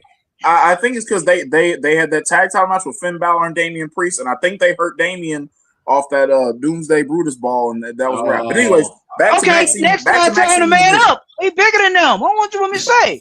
Back to Maxine and the Vision. So Maxine, being with the Vision and everything, and they had to, they won the tag titles back. I really wish they would get rid of the Vision, but if we're gonna continue it, it gives her something to do. Cool. Street Profits got hold. Not the same name, but we'll get to and here's the thing. I'm still mad at Montez Ford, but I'm gonna fight for him on this one. The Street Profits got hold out. But yeah, so Raw's tag division is dead. That's WWE ML 101. SmackDown's tag division is dead. Regarding, I'm so torn about CM Punk winning the WWE Championship. Yes, I know why they did it.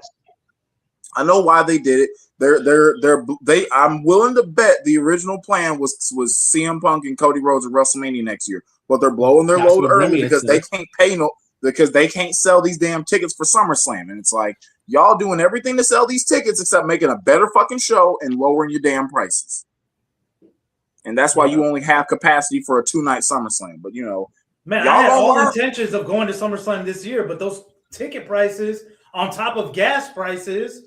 I'm I'm going to be able to make it. Right, bro. Y'all fucked up. That being said, the match was fire. Mm-hmm. Just the Sami Zayn with that GTS and the Blue Thunder Bomb combo. Like usually, I hate kickouts like that. I thought he had it. I thought he had it at that. I will give you props on that. Like I'm like, you trying to kill this man. And I ain't mad at you because why is he here? That match, it reminded me of like one of the best matches that you see in AEW. It was an AEW ass kick out. I was how many times you seen you call both of those and you kicking out with your old ass? Uh-uh. I was arguing on X with somebody who they never watched AEW or anything, but they were like, man, that was one of the best matches. I was like, bro, you get matches like that almost every week. That's a regular AEW. That's a regular Wednesday in AEW. Yeah, exactly. Yeah. So the match was fire. Punk winning the title. They had to get Punk on the SmackDown somehow. They could have just walked him on. Like, with everything, Punk's done about just about everything he could do on Raw. He needs something fresh to do. Raw is the Roman Reigns show. And you saying they needed to get him on SmackDown somehow when they don't honor the brand split? Because Jimmy and Jacob show up every week for no fucking reason except to look for Solo. You know what? I can't argue with the facts you presented, but unfortunately, that's the narrative we're rolling with. I thought that just saying. But before CM Punk took the break, didn't they announce that he was moving over to SmackDown though? No. He was a Raw star. He was still Raw.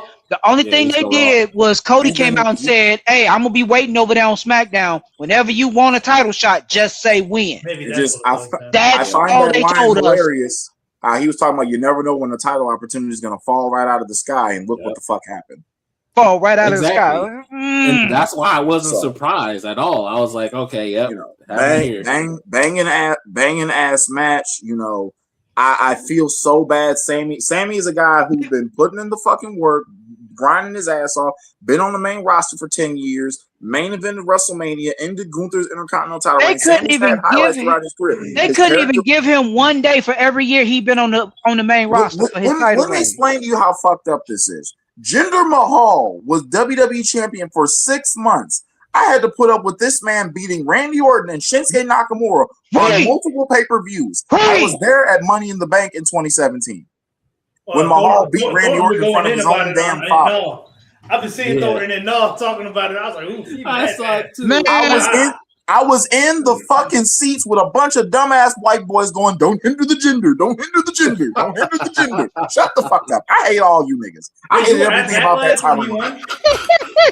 The only good thing that came out of Jinder's title reign is it made a good time to go smash whatever girl I was seeing at the time. Bryce, look at him. I'm so proud. Matches were I'm so proud of him right now, Bryce. Look at him. I'm so proud of you. Y'all gave that roided up motherfucker 6 months. Months, mind you. This title reign came a month after he concussed Finn Balor, who just came back from injury. Yes. Get it all out. Get it all out. This man looked at that man and was like, "Embrace the hate. We're gonna give you the belt. Embrace the hate. Yes. We're gonna sell this shit to the Indians." And you wanna know what they said? That nigga ain't one of us. And tune the fuck out. They gave that nonsense 6 months, but Sami Zayn couldn't get 2 weeks. Man. Hey, Thornton. Man, say that shit. Yes. Yes. Hey, don't hinder the gender. You petty man. I'm glad he's doing good things for himself. You know, not since he's been gone from WWE, but I've never seen a more waste of time with that WWE championship. The hatred you just showed. I pre-ordered WWE 2K18 that year. And that you making me cry, man. You making me cry. Tears of joy, man. I appreciate the hatred you just showed. Those 2 minutes were the best 2 minutes I've ever had on this podcast. Oh my god. I did not know you felt this way about that shit. And here's the thing: I agree with everything you said because I was like, "Why is Jinder Mahal champ for so long?" I bring him up. Yeah, that whole shit was bullshit. He showed up on a random SmackDown, won a fucking 6-pack challenge 3 days before Backlash. It was ridiculous. Mind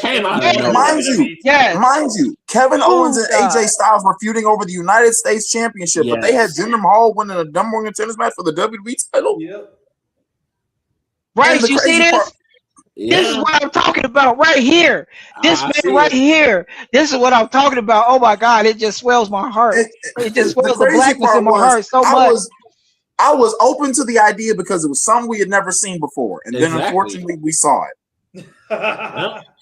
I think that's why Jinder's reign never bothered me that much because it was something. They killed the Shinsuke push for this. Now that I mean they own Shinsuke's pushes every month, so not new. They killed the Shinsuke push, and Baron Corbin proceeded to have the worst Money in the Bank cash in for the next 5 years because of it. That shit was up until theories. Terrible. Up until theories. Because I want to say Randy. That was the year that Randy won the title at WrestleMania beat Bray Wyatt with the bugs and bullshit in the ring. Yeah. And Yes. I was like, what the fuck? Wasn't they broadcasting pictures into the ring? Mm-hmm. Yes. Onto the mat. I'm like, because that was like my first WrestleMania back, and I'm like, the fuck am I watching? Brock looked at Jinder and was like, absolutely not. Yeah. Yeah. That whole year They put that belt on AJ. Anyway, I bring up Jinder to establish how bad Sami Zayn got hoed. Yeah. Sami Zayn has been grinding his ass off, been on the main roster for an entire decade. His character work has been carrying SmackDown for the better part of the last month. Mind you, 3 months ago, he was feuding with Trick Williams and the goddamn Gingerbread Man. Yep. Y'all couldn't give my boy 2 weeks with the title, and I get it. Y'all couldn't give him give him to SummerSlam. Y'all could have gave him to SummerSlam. Lose it out of marquee match. This is bullshit. They couldn't even give him. The worst part about it is we knew well ahead of time Sammy was not walking out of Chicago with that title. The second they announced the championship match on SmackDown, you knew exactly how it was going to go. To the point where Mike Stradamus stepped into the chat and put us hip on game. Yep. I ain't want to believe it, but goddamn me, it happened. And I love the match. CM Punk is champion. It's Punk. Punk is a champion. All right, cool. If that's how you get him on SmackDown. But I don't see why Sammy had to be collateral damage along the way. Like it was so predictable the way they did it. Like I don't think I've ever called something to a T the way I did. But T, Monday. Here's my feelings about it. If y'all was going, if this was the end game, Punk versus Cody at SummerSlam, why did you even piss us off by taking the belt from Sammy? You didn't even have to give him the belt. Why get fine? Why get my hopes up, bro? I mean, why you get us happy for some shit you gonna take back? Why did you? You show us a little leg and then we take it back? So they showed you a little leg. They sent you a couple of nudes, and then you pop over at her house. It's 12:30 in the morning. You like, all right, cool. It's booty call hours. I got a rubber in my pocket. Let's fucking go. And she just wants to cut. Man, like y'all could have just not given us the title. Had Punk pull up. Like, oh yeah, damn, they did. Y'all could have gave us the title. Had Punk just let Cody keep the title. Had Punk pull up on SmackDown and say win. And just say win. It was interesting. It was different. It was something we hadn't seen. It was something we was kind of waiting on. But then you give it to us and take it back less than 2 weeks later. Bro, on a show that he didn't even belong on. And it's not like I and what even hurts me more is I don't see Sammy becoming champion again anytime soon. Nope. If ever. And it hurts my heart. If he touches the championship again. And I say that knowing that Miz is a 2-time WWE champion. Yes. I agree. And you know what? So clearly this was all set up for Punk. Because it was all set up it's to set up Punk and Cody. And the reason why they did is because they need a match to sell tickets to SummerSlam. Y'all been booking bad programming all fucking year, and you were telling people, well, we don't listen to the dirt sheets and everything. And now y'all see everybody sick of product. Nobody want to pay all this fucking money for it. And now y'all want to start putting some marquee matches on SummerSlam. You got Seth Rollins and Roman Reigns, which is a match that, to be honest, we haven't seen on pay-per-view that many times, but they've been so intertwined. We're tired. That's what I just said earlier. Yes, we're tired. You made both of your King of the Ring. You have the two match could have waited until WrestleMania. King of the Ring tournaments I've seen to fucking date. Yeah. Femi wins King of the Ring is like, man, fuck that belt. I'm gonna go beat Brock's ass one more time. Like that pissed me off. Because guess what? Like, y'all set this up for us. Y'all told us what the rules of the King and the Queen of the Ring tournament was. Gonna be there, bro. You just buried your own world championship with that comment. Yes. I bet you Jim Cornette was having a fucking field day. And for once, I can't blame him. But because, like, how you gonna sit there and drill these rules into our head? How many times did we hear Joe Test say it? How many times did we hear Michael Cole say it? The winners of the King and the Queen tournament get to choose whatever champion they face at SummerSlam. Exactly. Are guaranteed. They use the words guaranteed. They didn't just say get the pick. They said guaranteed. And then the next night you pull this bullshit. It's just as stupid as when Cody won the Royal Rumble and then was like, yeah, I'm coming for you, Roman, but not at WrestleMania. Here enters The Rock. Excuse me? Yes. Yeah, I said that earlier. I said the exact same thing earlier when they tried to insert The Rock into the main event at WrestleMania. When y'all drilled the rules of what happens into us. Y'all put those rules out there. If that Speaking of wasn't Dwayne, rules, I heard Moana's bombing. Watch out for that nigga in the next 8 months. Here's the That's thing. what I said before you got on. I literally Here's the said thing. Roman Rock Mania, Saudi Mania. I literally said that before you got on. Here's the thing. No one has liked the live action Disney remakes. No matter how much long you wait to make them, no one has liked them. They have bombed every single time. 10 years old. It's not even an old movie. Yeah, right. It's not. It's really Most people who are watching it, if they were kids, they're teenagers. If they were teenagers, and they're they're looking young at this adults shit now. like, what is this? That's a complaint for another day. But anyway, back to Sammy and Punk. As good as it is, I much as I want to see Punk versus Cody, and they have they have about what 2 weeks to 2 to 3 weeks to sell us on the match. Which, given if Punk is, if they don't hold Cody's story, which is a huge problem with him as a top babyface. Like the worst thing about Cody Rhodes in his spot is not even him. It's everything around him. Because I haven't seen them book a top babyface this bad since John Cena. So Don't get me started on that shit. So for them to sell Punk and Cody, cool. I'm down for the match. It's a match we all want to see. It's a match that Tony Khan let slip by. But like, I'm just mad they took the long way around and had to hold a whole ass another wrestler to get it done. They had to hold somebody as beloved who has put in the work like Sami Zayn. Like yes, that and it was unnecessary. It was unfucking necessary. It was so unnecessary. Y'all could have did a triple threat. Y'all could have had a triple threat at SummerSlam. Sammy Sammy hold the belt for a couple months, maybe no later than Survivor Series, and then y'all could have had Cody or Punk win back. One of them niggas wins the Royal Rumble. You get your match at WrestleMania next year. Whatever the fuck. Yes. However you got to do it. There's a way to do these fucking things. And they chose the worst way they could think of. They're so obsessed with numbers and money and all this irrelevant bullshit that they make such a horrible product. Polarizing at best and infuriating at worst program. Yes. So much. Meanwhile, and it was unnecessary. Meanwhile, on Wednesday, AEW was like, you know what? I'm gonna slam my dick on this table and let y'all know who here. So Dynamite had Beach Break. Finally, they had Beach Break in the summer season in a summer city. I still think they should have did that at like an actual beach, but hey, they did what they could. I feel you, but I'm like, they wasn't gonna do that. But they did what they could. I feel you. That makes more sense. That makes more sense, but nah. Tommaso Ciampa beat Chris Jericho. Awesome.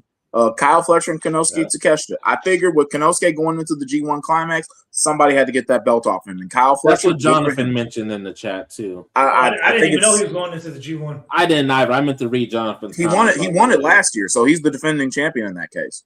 Oh, okay. So with that being said, I find it great. It's crazy. I thought it was terrible when Mark Davis got hurt and Aussie Open basically had to break up because he kept getting fucking injured.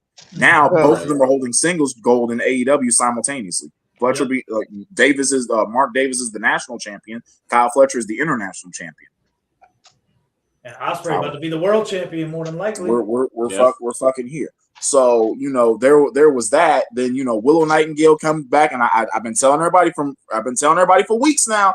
As soon as I saw that vignette last week, or even before then, I was like, bruh. As soon as they announced that Casino Gauntlet, I was like, bruh, watch this shit. Willow Nightingale finna come back. She's gonna win the fucking gauntlet. She's gonna beat Tekla for the title with redemption, and it's her and Mercedes. You called it, brother. You called it, and that's my girl. I'm here for some Willow Nightingale winning. I promise you, I called that shit. Yeah, you did. You absolutely did. So then, then in the main event, which for a guy who allegedly has a busted knee, MJF been putting in work this last month. Yeah. Like again, he is still my wrestler of the year right now. That the body of work he has put in all year. Now, this is probably the most polarizing. Well, I'm a little bit more torn on Punk and Sammy than I am on this. But for this is probably one of the best problems that Tony Khan and AEW have stumbled to in a minute. Because now they're trying to figure out what they're going to do with their world championship at their biggest show of the year with three of their best wrestlers, three of the best wrestlers in the world, three of the best wrestlers of their respective generations. So this is a very good problem for Tony Khan to have. Not only was the match fucking great, not only was the drama awesome, like no one named Kenny Omega. I mean, no one not named Kenny Omega should ever be kicking out of shit at one. That's his move. That's his spot. Y'all, no, I ain't buying it from nobody else, bro. Never again. So the match was great. But for them to have the title change this early, mere weeks away from Redemption, where it would have made perfect sense for Omega to win the belt back from MJF. It tells me that Max might. The only reason I could think of doing that the way that they did is because I think Max is hurt for real. Like he has been, but it's probably getting to the point where now he needs to take some time off. Now they've got about a month and a half before All In, which is on August 30th. So there's a possibility that he could be back in time if the injury is not that serious. He probably just needs to, lay off it for a little bit. Because I figure they booked that cage match at Forbidden Door just to, hide the fact that Max wasn't, going to do a whole lot. Meanwhile, he in there taking spots and shit, and then him and Mark Briscoe throw down the following Wednesday on Dynamite, and I'm like, good Lord, for the love of the game, it's crazy. Calm down. So there's a lot they can do with it. People being like, well, why they got to do Kenny Omega versus Will Ospreay? I saw someone on I can't remember if it was Facebook or Twitter, but somebody said, well, there's no story to this match. And I'm sitting here like, people who say that AEW doesn't tell stories do not actually watch the show. Yeah, I think I saw what you're talking about. Even I know even I don't even watch like y'all do, and I know they've been doing these little backstage segments between Kenny and Will Ospreay for months now about both of them chasing the world title, encouraging each other to never give up. Mind you, these two men used to be bitter fucking rivals back in the day. Okay, so here's my thing, team, because I was pissed when MJF lost. I was pissed for a similar reason, because we're so close to Redemption in Canada. Kenny can win the title there. So if he does need the time off, though, do you think that it would have had to come out after they already announced the match for Beach Break? That they're like, oh shit, he can't do it. Because why not just still have the match in Canada and then just have MJF do promo work or something, which he's still good at that. He possibly could, but I don't know if they thought he was going to make it that long. If that is the case, then it might be something serious. Which, if it is, I feel terrible, because if there's anybody who deserves the main event All In, the main event of All In, if it was me and I was having my way, it was going to be MJF versus Will Ospreay. Mm-hmm. And don't get me wrong, Kenny Omega and Will Ospreay will probably be a better match, technically, or from a flashy standpoint, but from a narrative, MJF being the big villain and Will Ospreay winning the world title and All In, which basically crowns him as the top babyface, the new protagonist of AEW. I'm the best in the world type shit. That needed to be the narrative, and which is why I don't like this whole nonsense with him and Death Riders, because the whole thing with him and the Death Riders is it's nullifying his whole status as the top babyface. It makes him seem like he's just involved in some nonsense with John Moxley, and I'm over here like, bro, I've been watching you and Mox team and run through jobbers in 10 minutes for weeks now. Like, can we get to the fucking point? Get to the part where Ospreay we know where it's going. Ospreay has to beat Moxley. He is 0-3 against that man. At some point, he got to get the dub on the dude. Right. Which it might be his first title defense coming out of All In. I thought it was going to be the first thing I was going to do was have Ospreay beat Mox in the Owen final. But once Mox wasn't announced for the final at all, baffling. How y'all going to put Jack Perry in the tournament, but you ain't going to put John Moxley in? Mm-hmm. Right. I digress. So it's a good problem to have. Like you could have had, Max and Kenny go to a draw. You could have had Max at DQ. The stipulation where if Kenny lost, he would never get the challenge for the title again. I'm like, they either finna hangman this man, or Kenny's finna win the fucking belt. And Joe called it. He said earlier that day, he's like, congratulations on Kenny Omega for winning the AEW World Title tonight. And I'm like, nah. I saw that and I was like, nah, he bullshitting. And then it happened. I'm like, motherfucker, the moment I realized Joe was right was when the show started and they kicked off with Jericho and Ciampa. Because ideally, what AEW has done, I was calling for the 60-minute time limit. I was going to go with a 60-minute time limit draw, which they only are able to pull off when it opens the show. Mm-hmm. Right. So when that didn't happen, I'm like, oh, they're going to have a decisive main event, and then the main event starts at like what 10 8:55 or something. And I'm like, AEW has reruns out the ass, so they're probably going to get like a good 20-25 minutes out. Oh, yeah, that's what I figured too. And they did. And Ospreay being in there with the drama, which is okay. It's interesting and everything. With the fight, Ospreay had the little run-in with MJF early in the evening, which gave me hope that this might be a 3-way. I'm at this point, if I can't get Ospreay versus MJF, the best scenario would be a 3-way between the three of them. I would like Will to not win his first world title in a singles match, but if it's not going to be MJF as champion, MJF, the work he has put in all year as champion, he deserves to main event All In. Yep. Unless he is seriously hurt, I don't know why you wouldn't do that. So it's a good problem for Tony Khan to have because there's many paths you can take, and all of them are going to give you a banger main event. Any combination of these guys is going to give a banger main event. So I was really thinking that Kenny Omega would win the match, but by DQ, hoping that we could push it to you could push it to redemption. Yeah. I thought so too, but it's a rarity that AEW ever, gives people. It would be a shitty main event finish for something like that, and that's just not Tony Khan's style. WWE would have done it in a heartbeat, but absolutely, But Tony Khan, he puts an emphasis. He did an interview the other day where he puts an emphasis on a lot of these TV title matches because he wants people who can't buy the pay-per-views to get more bang for their buck. And to be honest, that's smart business because wrestling now, the money is in the TV contracts, not the pay-per-view buys. Pay-per-view buys do not mean as much now as they did about 20, 30, 40 years ago. No, they don't.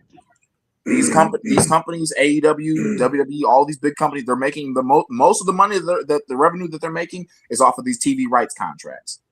So they want to have more people watching their shows because that gives them more ad revenue. That's just business. I get it. And as a person who, watches weekly on television or whatever app we're using to watch on TV, it's easier to watch on TV than it is to try to watch a pay-per-view. Yeah. And if we're getting banger matches on TV because of that, then hey, you know what? We eating good. It's a different time, and I can get with that. So I can get behind that. Facts. It just it's polarizing. But like I said, this is a good problem to have. Whereas WWE has created their own problem through their own greed with everything that happened on Monday.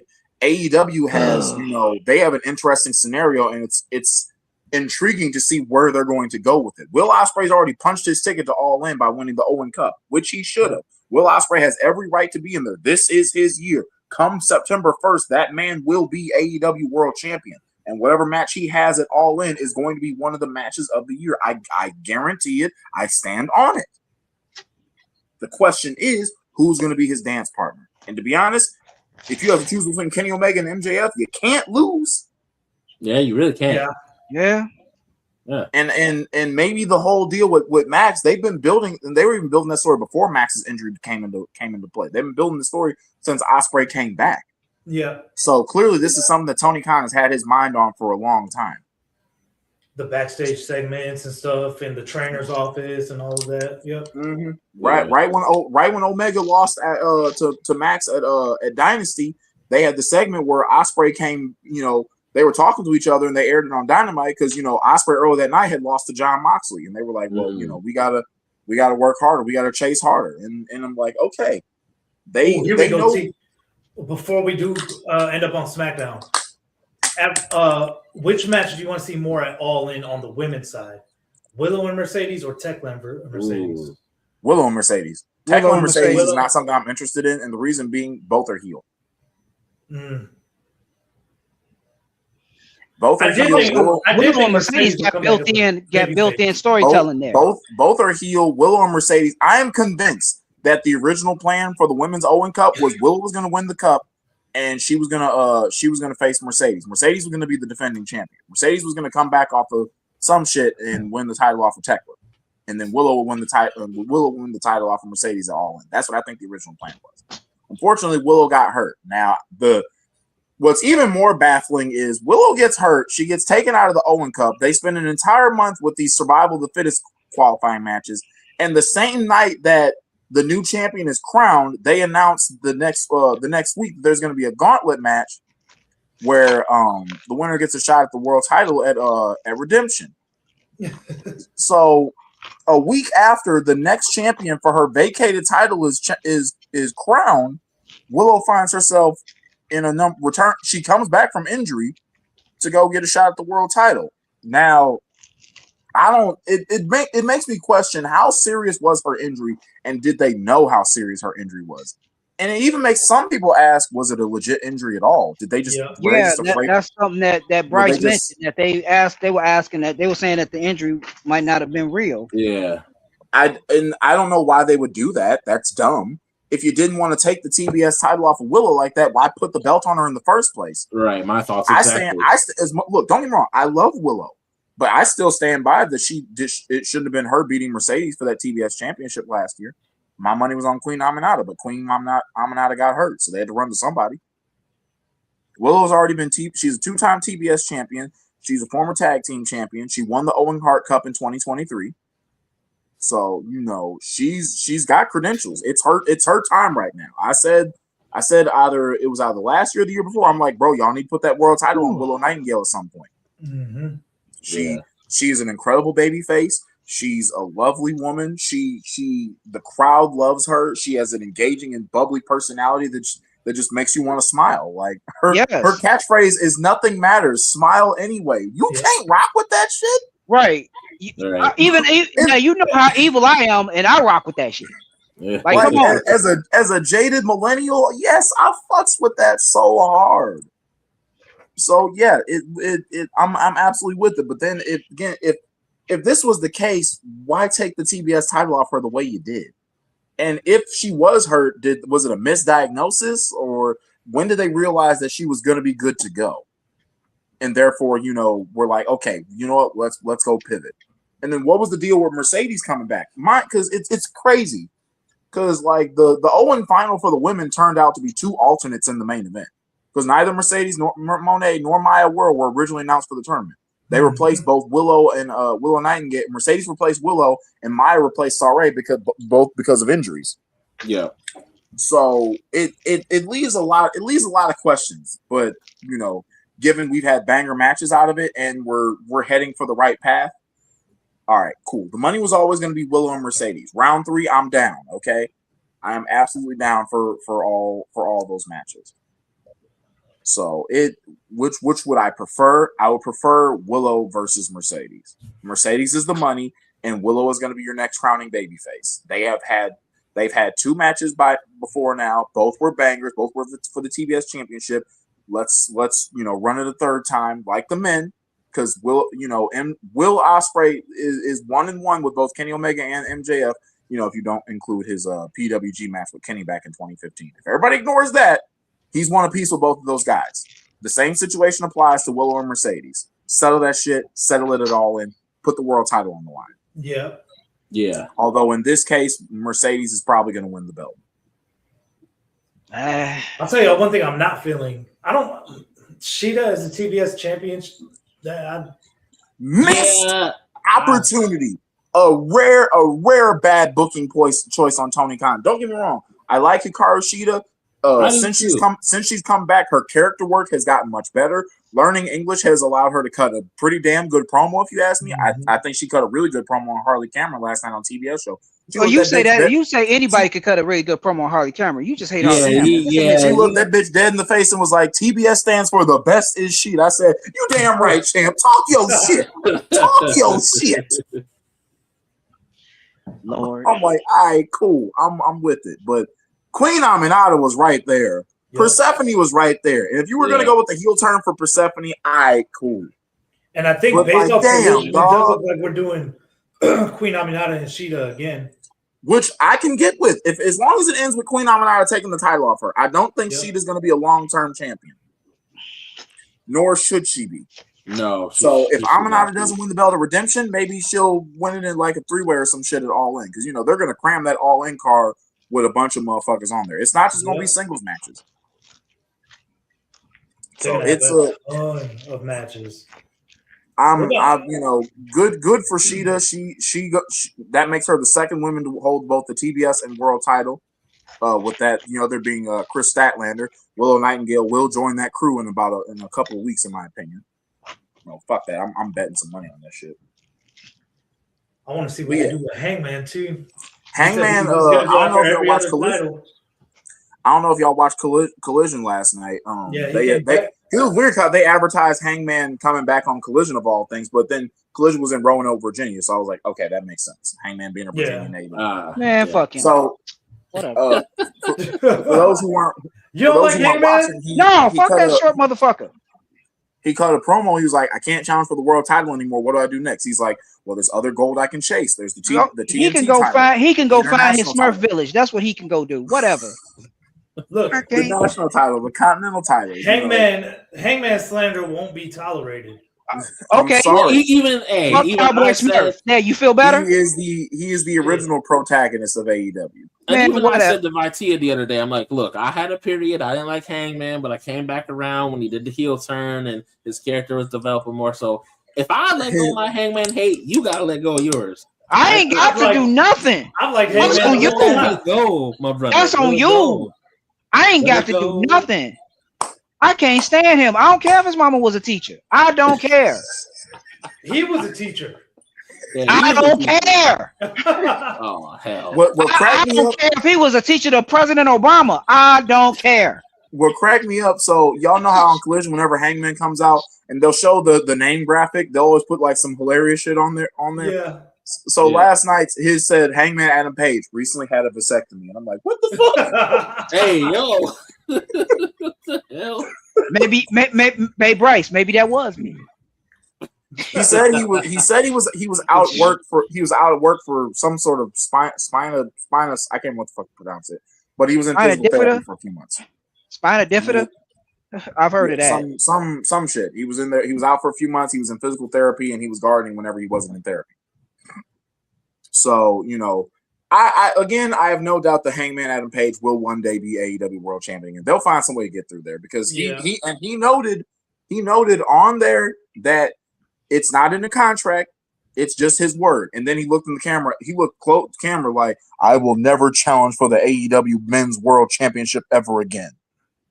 Nah, nigga, we know you will, and we want. Yeah, I want to know why they don't ever do it like normal. Like as long as I'm champion, you can never challenge for the belt again. Yeah, that would be honest. That type of storyline only works when you're dealing with a long-term heel champion. Max was never going to hold that belt past the summer, so I wouldn't have rolled with it. Now, if they did that early in Max's first title run, when he held the belt for a year, that was something we could have done some shit with. But right now, where he's traded the championship 3 times in the last 4 months. Right. The one who should have never done it was Cody. So damn early in AEW. No, it was way too damn early in Cody, and he admitted it was a mistake. The company just started, and you already can never challenge for the top title. And you're supposed to be the face of this promotion, right? I'm convinced I'm convinced everything Cody did in AEW because he knew. Cody had known for years that he was going to bring his ass back to WWE. Oh, right? Okay, I believe that the second he showed up, like this was his plan. This was nobody talked more shit about that company among the elite than Cody did. Yep, he had unfinished business. Yep. And it worked out for him. It worked out. It worked out for him very well, very very well. Yeah. But yeah, so it's an interesting landscape for AEW right now regarding both the men's world title picture, the women's world title picture. The Don Callis family has more gold, which has given them legitimacy. And if you say so, then they got motherfuckers like Trent Beretta and that's a pretty big word to use for them. Trent Beretta had me laughing last night. Darby Allin is scared of me. I was like, Trent, Darby Allin ain't scared of Mount Everest. You ain't even Pebble Beach. Go sit down. Like Darby Allin is scared of me. That's why he's. And then Darby came out and proceeded to whoop his ass anyway. Yep. And Brian Cage ain't no good damn friend. Because Darby Allin was whooping. Big bulky ass job. Big for nothing. I literally said it Brian Cage just Brawl at the like Ballpark this. to Phil. I said Brian Cage is big for nothing. But the second that bell rang and Darby got the dub off of Trent Beretta, here comes Brian Cage in here powerbombing the shit out this nigga. Thorne, I'm curious to hear your thoughts on this. This is something that we were talking about just before you came on. All right, so we know what happened with Sami Zayn on Raw. If you're Mike Santana, whose contract with TNA is about to expire, and possibly we're looking at going to WWE, would that sway your decision? It doesn't change anything for him. You don't think so? Mike Santana is not going back to AEW. The whole reason he went to TNA is because he didn't like what AEW did with him. He was soured on it. He had been wanting to roll solo for a hot minute, but they had no interest in doing anything with that. So he went to TNA He went to TNA. He worked on the indies. He got his release, and he was like, "Let me show y'all who the fuck y'all dealing with. Let me show you that I am who I say I am." He put his money where his mouth was, and he bet on himself. Yeah. So now he's gonna do that again, and he's gonna take a shot at WWE. So more power to him. I hope he succeeds. I hope so too. I do too. Tell him to start in NXT first. We're back.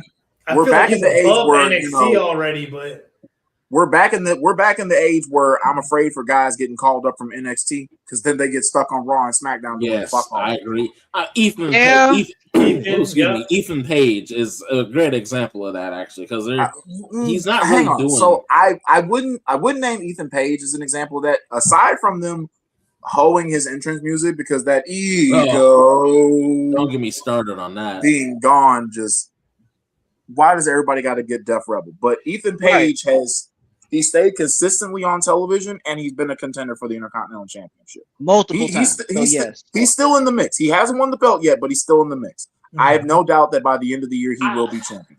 I mean, I guess it's for me because he's stuck with Rusev right now, and it's not like Rusev's doing terrible, but Rusev ain't doing.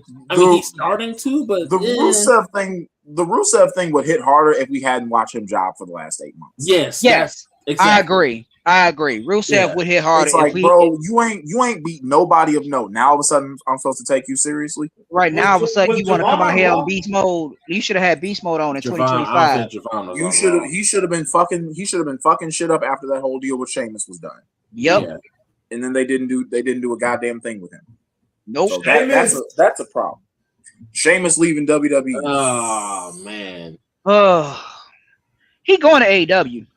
He's absolutely going to AEW. Yeah. I just did this all. He going to AEW. I said yesterday, I'm waiting for him to pop up with the Death Riders. I won't go that far. Sheamus, Motor City Machine Guns, and the New Day are all going to AEW. I just don't want them in the Don Callis family.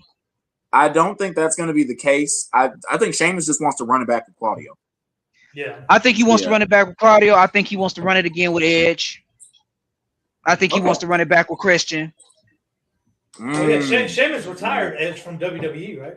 He did. No, technically Edge retired. I mean, Edge beat him and then retired. Yeah. It was actually Sheamus that got technically Edge back he didn't retire. What happened was they didn't want him to wrestle anymore. So that's why he didn't take the contract. Yes. He never technically retired. Yeah. He had his last match, but he never said he retired. I don't know if a lot of people know this, but it was actually Sheamus that got Edge back in the ring.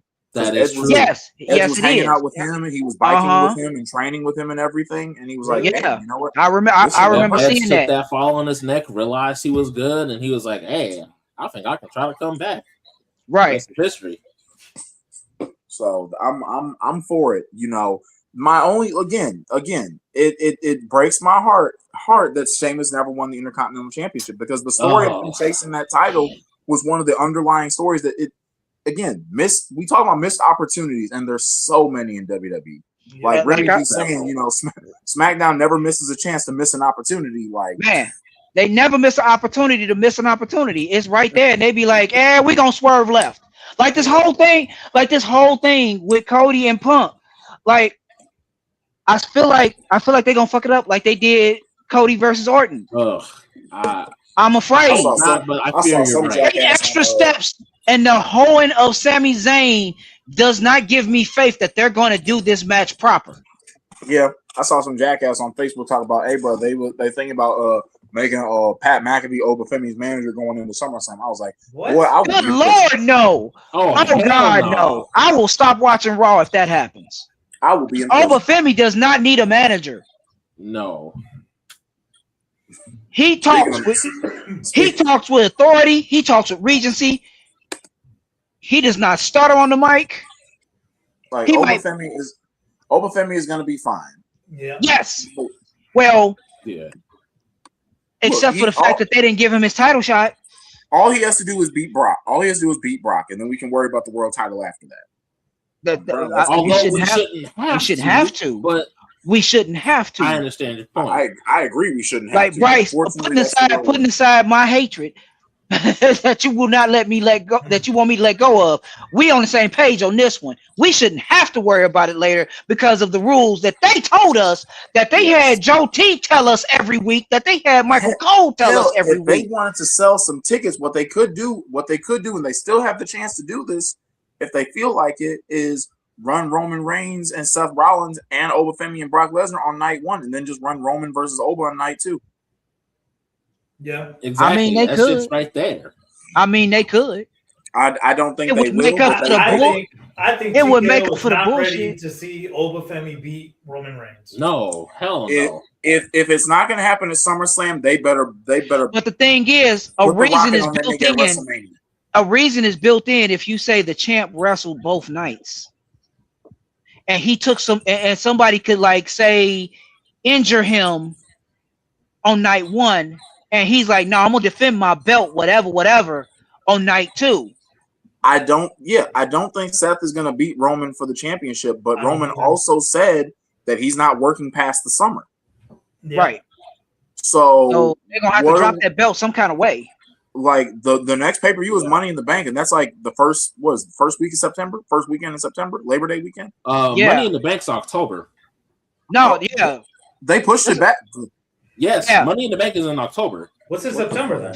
I forgot they pushed it back. September is Triple Mania, Sunday Night Main Event, and Heat Wave. What? No, they're running Triple Mania. I mean, they're running Heat Wave on the same day as All In. Triple Mania and is doing their thing. That's brave. That's brave. No, that's Money in the Bank is October 10th. October 10th for Money in the Bank. They don't have anything in September? Shit. I mean, besides Triple Mania, I think that's it. Please don't bring back WrestlePalooza. I'm good. Oh yeah, no, I don't want that shit. Right. That's up. They haven't had a more than a 3-star PLE since that fucking ESPN deal started. I'm good, bro. Y'all ready to go into SmackDown since we're kind of sort of already there? Do we have to? I thought SmackDown was a better show this week. Yeah, I thought SmackDown was pretty good. It had shit going on. I mean, by WWE standards, it was good. Yeah, say it like that. Yeah. By WWE standards, it was good. Yeah, by WWE standards, it was good. All right, fair. SmackDown's back to 2 hours. You know what? I'll take 2 hours of SmackDown over 3 hours of SmackDown. Yeah, it's only an hour and 24 minutes for me because I ain't watching that shit live no more. I'm waiting till it pops up on demand and it runs like a TikTok. Yeah, I hit the Unc Dave. I fast forwarded that shit yesterday when I watched it. I was like, man, Lord. But 2 hour SmackDown is better than 3 hour SmackDown. I'm sorry. Evidence. No weekly wrestling show needs to be 3 hours. First of all, I agree. No, I have agreed with this since they started doing it with Raw. I'm like, Nick Aldis introduced the new WWE champion. CM Punk comes out. You know, Punk runs down the list. Everybody's like, "Hey, if y'all want a shot, you think this is yours? Come on, get it." He called out Gunther. He called out Finn Balor. He called out Sami Zayn. He's like, I'll run you a rematch and everything. And the one guy whose name he didn't mention was the one that brought his ass out there, Cody Rhodes. Right. So Cody's like, hey, you said last time we talked, and everything. He's like, first he said, how's your eye? Because it's funny because Punk said the same thing to him after they met the night after WrestleMania. Right. And Punk's like, bro, you ain't out here asking about my eyes. What do you want? I know what you want, bro. So Cody was like, "You remember when last time you and I talked, I said you say win." And Punk was like, "You know what? You're right. Let me say win. Win SummerSlam." And Nick Aldis is like, "All right, let's do that shit."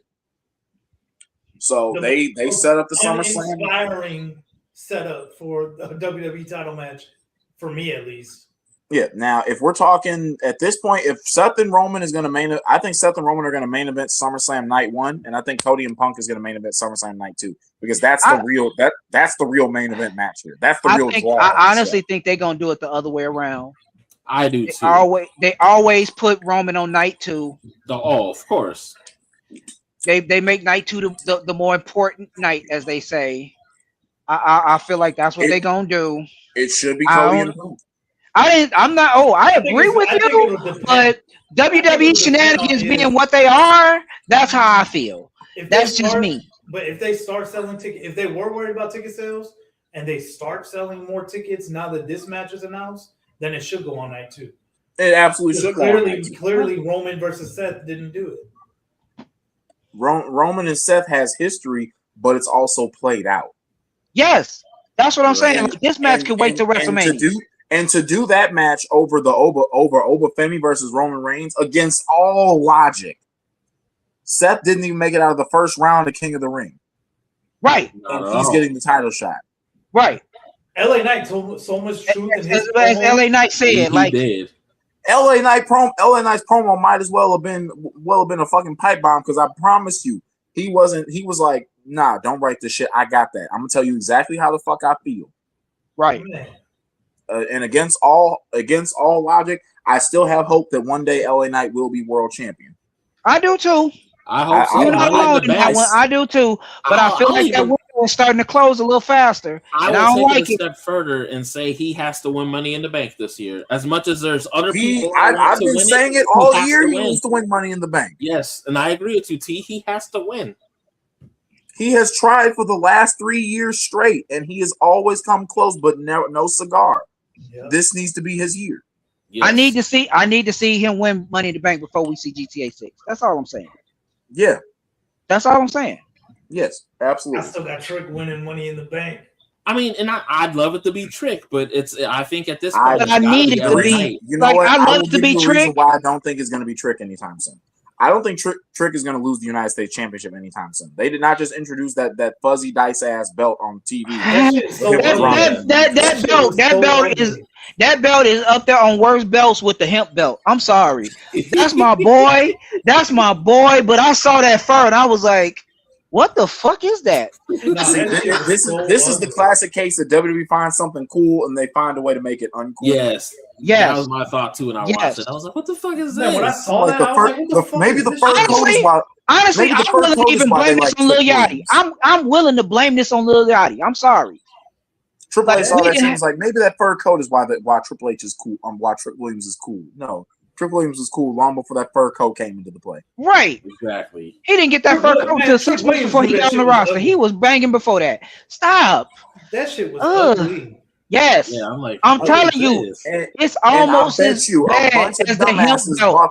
And the hemp belt is the worst belt in the Trick's belt takes the place of the spinner belt on the worst belt list. I'm gonna take a guess. I'm gonna take a guess. The spinner belt was cold now. Let's not get out of hand. That's that Minnesota shit. Let's not get the haterism. Bullshit. I'm gonna take a guess at $700. That spinner belt was whack. No, that shit was cold, man. It was not. Hey, look, I'm sorry. I was making me not want to visit Minnesota. You know that, right? Oh, come on. United States belt is $700. What the fuck did I say? Oh my god! And I bet you it's a bunch of dumbasses out there buying it, bro. Man, which spinner belt you were talking about, Remy? Cena's. The US one or the WWE spinner? Yes. Both? I love them both. Because they were Cena belts. They made so much money off them spinner belts, bro. I like the WWE title one. I didn't like the US title one. I loved the US spinner one. The WWE the US spinner one. And I forgive you, Bryce. Okay? It's okay. We still I actually like it better than the WWE. You still invited? It's okay. You can't be perfect. It's cool. I accept your flaws. I'll be straight up with you. But yeah, so they set up Punk and Cody at SummerSlam. So that match is official. Nick Aldis said Sami Zayn had a what was it? He took off for a mental health reason or some shit like that. Yeah, like a mental health day or something. I mean, the way he got hold, I ain't even mad at him for that. To be fair. Yeah. The way they bent my man over the pool table, I'm not mad at him for that. So they had that going on. You know, what was next? Finn Balor beat Tama Tonga. Finn Balor won a match, dog. I like that. And it was actually a pretty good match. It was. Yeah. The crowd was starting to get behind Finn.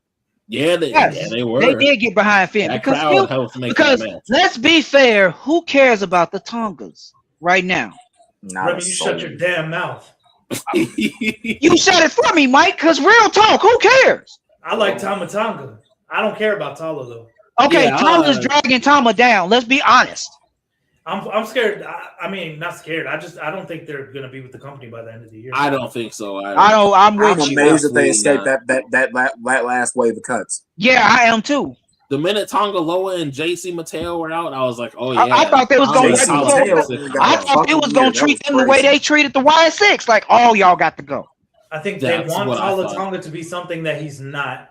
Not saying that Tala Tonga's not good because he was good in New Japan. Yeah, him and they want Tala Tonga. Destiny. Yeah, they was good. But they want Tala Tonga to be another Damian Priest, and he not. So. Yeah. So Kathy Kelly interviewed Carmelo Hayes. He was talking about Trick Williams. Hey, Carmelo was talking real slick on that mic on Friday. Bro was cooking on that mic. The way he cooked Gotti, the way he cooked Trick, everything. R-Truth lost a bet to Fraxium. Viking Raiders asked for another title shot. They keep asking for it. We get it. Y'all want a title shot. We've addressed this. And I'm over here like, you know what would be a great way to convince Damian Priest and R-Truth to give y'all title shots? Win some fucking matches. Right. Stop showing up. Stop showing up every week and doing nothing. Beat Fraxium. They can't go do that because there's no tag division. Fraxium are over here taking bets with R-Truth and Damian Priest. Yeah. But also WWE's tag division is so bad. It is. It's laughable. The whole tag. Here's the thing: the tag division, the only place that the tag division lives, and it's still bad now, is NXT. Yeah, I would have said NXT at least. NXT at least. Okay, I keep forgetting AAA. That's on me. AAA has a healthy tag division. They do, but NXT at least tries. Yes, NXT at least puts forth the effort. It's like AAA, NXT, and everything else is just dead. Yeah, and then you knew it was going to be some bullshit when Jimmy and Jacob walked up to Damien looking for Royce Keys, and they was asking Truth, and Truth's like, I ain't never seen a man a day in your life. And Damien's like, hey, look, bro, that nigga ain't my friend. Fuck y'all. Right. But the thing is, why are y'all involving Royce Keys? Like, Jimmy, you can't do shit by yourself. They're trying to tie him in. You can't do shit by yourself. I think they're trying to tie him in through Jacob. They're building up it's a 6-man tag they're building at SummerSlam. It's gonna be Jimmy. It's gonna be the Usos and Jacob Fatu against Royce Keys, LA Knight, and Solo Sikoa. They're clearly building up an unlikely alliance, and in my opinion, I think it's gonna be when Solo turns on LA and Royce to go that's what I'm thinking. Yep. Yeah. And it's pissing me off that we got to go through all of this just to get Solo to go back to the bloodline. The good news about it, as boring as that promo between Royce Keys and Jimmy and Jacob was, the good news is it's giving Royce Keys something to do. Yeah, I agree. Yeah. But I need something else for him to do because I need something of substance, but it's something for him to do. So take the good when you can get it. Him losing to Jimmy Uso though, and even though I ain't like that shit. Even though it's we don't care about the bloodline storyline like that, but that's not a bad. That's not the WWE cares about it, so them involving him in it shows that they care about him. That's fair. Bad to be involved with in a feud, even though we think the shit sucks. We think the shit sucks, but for a talent to be involved in that, it's still. In the top brass consider it the top angle. So if you're involved in any capacity, they give somewhat of a fuck about you. Yep. Fair. Unless you're LA Knight. So that's somebody got to go take that ass whooping every week. I did I was mentioning it earlier and I got flamed, but I thought it was kind of cool to see Solo stick up for himself against Jacob, even though we knew he was going to get his ass whooped. But Right? Yeah, like he done whooped your ass multiple times. I think you need Solo's to like, stop what for do you sure. want? Like, And we remember the Solo and Jacob feud from last year and how hot ass it was. yeah. Oh, Yes, that shit yes, it sucked. was. Yes, that feud I- was terrible. I That did feud like sucked the donkey ass. Sorry, it just did. It did. the next segment I'm going to talk about. I'm not going to say I liked it, but it did give me some hope. So CM Punk is backstage and he sees Johnny Gargano planking on the equipment case again. Yeah. And he talks to him and Candace and everything, and he's he's talking about Johnny wrestling. This ain't how you do things. And I'm like, bruh, imagine CM Punk against Johnny Gargano. Like, Man, we want to see that match. And hell yeah. and somebody been needing to say the shit that Punk said to them for months. Yes, like whatever this is y'all doing, this ain't it. Do something else. Yeah, try something else. To take a guy who primarily got over because he was a good wrestler, and just to have him doing shit like this for months on end, with no payoff in sight. Granted, the last few weeks Sami Zayn has been his I guess he's been Sami Zayn's quiet therapist, I guess. So that's something. I don't want to say they have a plan for it, but there's got to be something going on. Did you get my message? I was wondering if that was going to tie in at all to Punk and Sammy's story, because as far as I can remember, Johnny Gargano was really the only one that Sammy spoke to when he won the title on that episode of SmackDown. Yeah, he's like, "Look, I did it. There's hope." I looked at that shit and I was like, "Bro, that's the closest Johnny Gargano's ever going to get to that title." Mm-hmm. Yep. Yeah. So they had Alexa Bliss against Jade Cargill. Jade wins. Yeah. We're just setting up Charlotte and Jade at this point. They're setting up Charlotte and Jade at SummerSlam. Alexa, with her hypermobile elbows and shit. Yeah, the double jointed shit. Yeah. So they sold the arm breaker, which got Jade good heat. The only issue I had with the segment was when Alexa was turning over for it. So I'm like, baby girl, you make it look a little too choreographed. Yeah. Yeah. Either use them, either flex that elbow or do something else. But it got the. She was. Yeah, I was looking at it too. I was like, what the hell? Like, we get it. You're working with her, okay? Like, damn. So they've done that. They've done spots like that with her before, like with her and Sasha at what was it, Great Balls of Fire. They've done, we've seen that. She pretended to have her arm broken and just I think Ren is like. I think Ren Sinclair is built like that too. I think so. Yeah, because she did a spot like that. She did a spot like that in NXT about a year or so ago. I have never heard the words Ren Sinclair and built in the same sentence before. I know. It's crazy. It's crazy, but hey, she built like Stretch Armstrong. That's not my fault. Man, she is built like Stretch Armstrong. So next up, they got Trick Williams. Trick Williams is backstage. He's like, "Bro, where the fuck my title at?" And Lil Yachty's like, "Hey, bro, hang on, don't get mad. I got something for you." And he presents him with this. We already talked about it. We presented him with that fuzzy ass US title belt. And I'm like, he made the damn title into fuzzy dice. This is why Lil Yachty is a problem. And then the first thing came out, Trick Williams, I was like, "You mean like John Cena went back in the day?" I'm like, no, not like I was like, no, that's not the same. This is worse. Like a big ass cotton ball. I'm telling you, this is what happens when white people write black jokes. Yes, yes, it is. Yep. This is why we need black people in the writers' room. I promise you. So next up, they got walking around like Hootie Tang. Like, what the fuck? So next up, Trick Williams. I mean, it's a callback to his old character. It is. So next up, Trick Williams goes one-on-one with Carmelo Hayes. Non-title match. And we get into my favorite part. My favorite part. So they towards the end of the match, Hayes got him beat. He goes to the top rope. He's looking for nothing but net.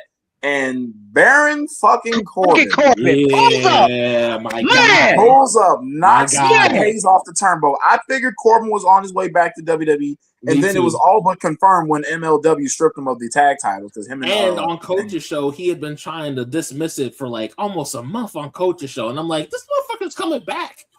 Like, I thought he was gonna be the Frankenstein motherfucker in Danhausen's lab. I did too. But they stripped the MLW tag titles. It was him and You stop Dijak. guessing about stuff in boxes, Bryce. Yeah, it was him and Dijak. They announced a couple weeks ago they stripped him of the tag titles. Did they try to give some type of story to it, or they just did it? I think they replaced Dijak's partner. Yeah, that's what I thought I heard. But yeah, so Baron Corbin comes in, he lays out both of them. Damn. Both of them would end the days, and what blew me away was the fact that we were getting holy shit chants for this. Yeah, I was really surprised. Bro, I was with them. I was right there with them. In 20 any time before then that somebody will be chanting holy shit when Baron Corbin is in the ring. I was like, but dude, I ain't gonna lie, I kind of like it. I'm not mad at them for that. I was right there with him doing the chant, and I'm like, holy shit. It's better than what we thought he was going to do, and it puts him immediately into a title picture. Because I'm telling you, I was falling asleep. I was falling asleep, and then they rang the bell when he interfered, and that woke me up, and I see him in the ring fucking them up, and I'm like, what? Holy shit, he back? And what? I just hope they do better with him this time around, because Baron Corbin has been involved in so much bad television. Yeah. From Constable Corbin to Happy Corbin. I'm not gonna lie. Bum Corbin was my favorite because I was like, bitch, bum Baron Corbin. That nigga, that shit had me dying every week when they was running his pockets. When Kevin Owens was running this man's pockets, was stealing his money. I'm like, God damn, how bad down can you be? They sent him back to NXT. And he did a decent job, down there. Him and Braun Breaker had the Wolf Dogs. They won the Dusty Cup, and then by the end of the year, he's gone. Yep. Right. I'm like, wait, what? Yeah. Right. Braun, they didn't want when they called up Braun, and they called up Braun while they were still tag team champions. Yep. And then once they lost them, they called up Corbin to SmackDown and put him with Apollo Crews, and that went nowhere. Went nowhere. At all. Very few Crews got hurt, and they just let Corbin go. I really wanted him to win his cash-in match against Jinder, and Cena cost him. That did piss me off expeditionally. And I'm like, Cena, you don't get to be mad at Cena moves. That's your go. What? You make me really mad about that entire situation. So, and I say this as a John Cena fan. Behind Jeff Hardy, he's my favorite wrestler. So in 2010, and I forgive you. In 2010, at SummerSlam, John Cena led the Team WWE to beating the Nexus 7-on-7 elimination match. We all remember how fucking bullshit that finish was, especially when you consider the fact that Cena booked the finish himself. Of course. So then, for the next 6 years, every year at SummerSlam, John Cena was taking an L. Baron Corbin was going to be number 7 for every single nigga in the Nexus that got buried that night. Baron Corbin couldn't get the job done. Really? And that killed Baron Corbin's push. He won the U.S. title a couple months later, but that was it. Wow. So does Cena have something against Baron Corbin? No, the reason they punished Baron Corbin was getting into it with fans on Twitter, and the company didn't like that, which is crazy because he's a heel, and that's what heels do. Right. And this man heals in real life, and that's perfectly fine. But you got Bray Wyatt out here supposed to be the spooky ass character, but he's retweeting Stephanie McMahon charity bullshit, and that's fine. But yeah, they didn't like the way Baron Corbin was moving on social media, so they killed his push. Wow. It was fucking stupid. But yeah, so with that being said, Baron Corbin's been involved in so much bad television. The way Vince McMahon booked him was fucking abysmal. Yeah, and Triple H didn't even try by the time took the words out of my mouth. Yeah, he did. He wasn't trying. So I'm praying that this time, because the guy, there's a solid talent in there, and if nothing else, he has a cool ass finisher. Yes, a cool ass finisher that he's protected better than a lot of people have. So I'm they hoping protected it better than the Claymore. Shit. I'm hoping this time around they do better with him. He's 41 years old. I hope so too. That you can do something with that. Like I'm not gonna lie. When he was with WWE the first time, I wasn't a big Baron Corbin fan. He got on my damn nerves. But I didn't like the way they released him. I didn't like how they hold him. That they put him back on NXT. He was doing well on NXT. He was winning matches. He got with Braun, and they were doing well. And then they just got rid of him. And I'm like, what the fuck? Yeah, it was stupid. So that bothered me. I'm glad he's back. Give him another chance to do what he do. Hell yeah. Give him a chance And to do something. the fact that he watched both of them and just got and then picked up the belt, put it back down and left. I'm like, man. The fact that he kept wrestling after he left WWE surprised me. Because I always thought he was one of those guys that they just hired from the Performance Center because he was a former football player and shit like that, and didn't really give a fuck about wrestling. Because a lot of them motherfuckers, once they leave WWE, they're not going to work the indies. No. They gonna want to pay. They gonna want that big paycheck. They gonna want that big paycheck. Yeah, he's like, okay, I'm actually going to do this, and he made his way back. Mike, I do agree with you. I always did think he was so solid in the ring. I hated him as a fucking heel because he's a heel. But his heel character, really solid. I didn't even hate his heel character. I hated the bad television I hated booking. Well, I'd say both, so I agree with that too. But the character himself, Baron Corbin can get heat. The problem is Baron Corbin was booked by Vince McMahon. Yeah. So then we get that, and then move on to the main event. Gunther throughout the night, Gunther's been talking to Nick Aldis. He was mad as hell that Punk and Cody in the WWE title match. He's like, you better go fix this shit. So Nick Aldis goes to the ring. And he's like, you know what? I am going to fix this. I got a plan for you. So it's Saturday night's main event.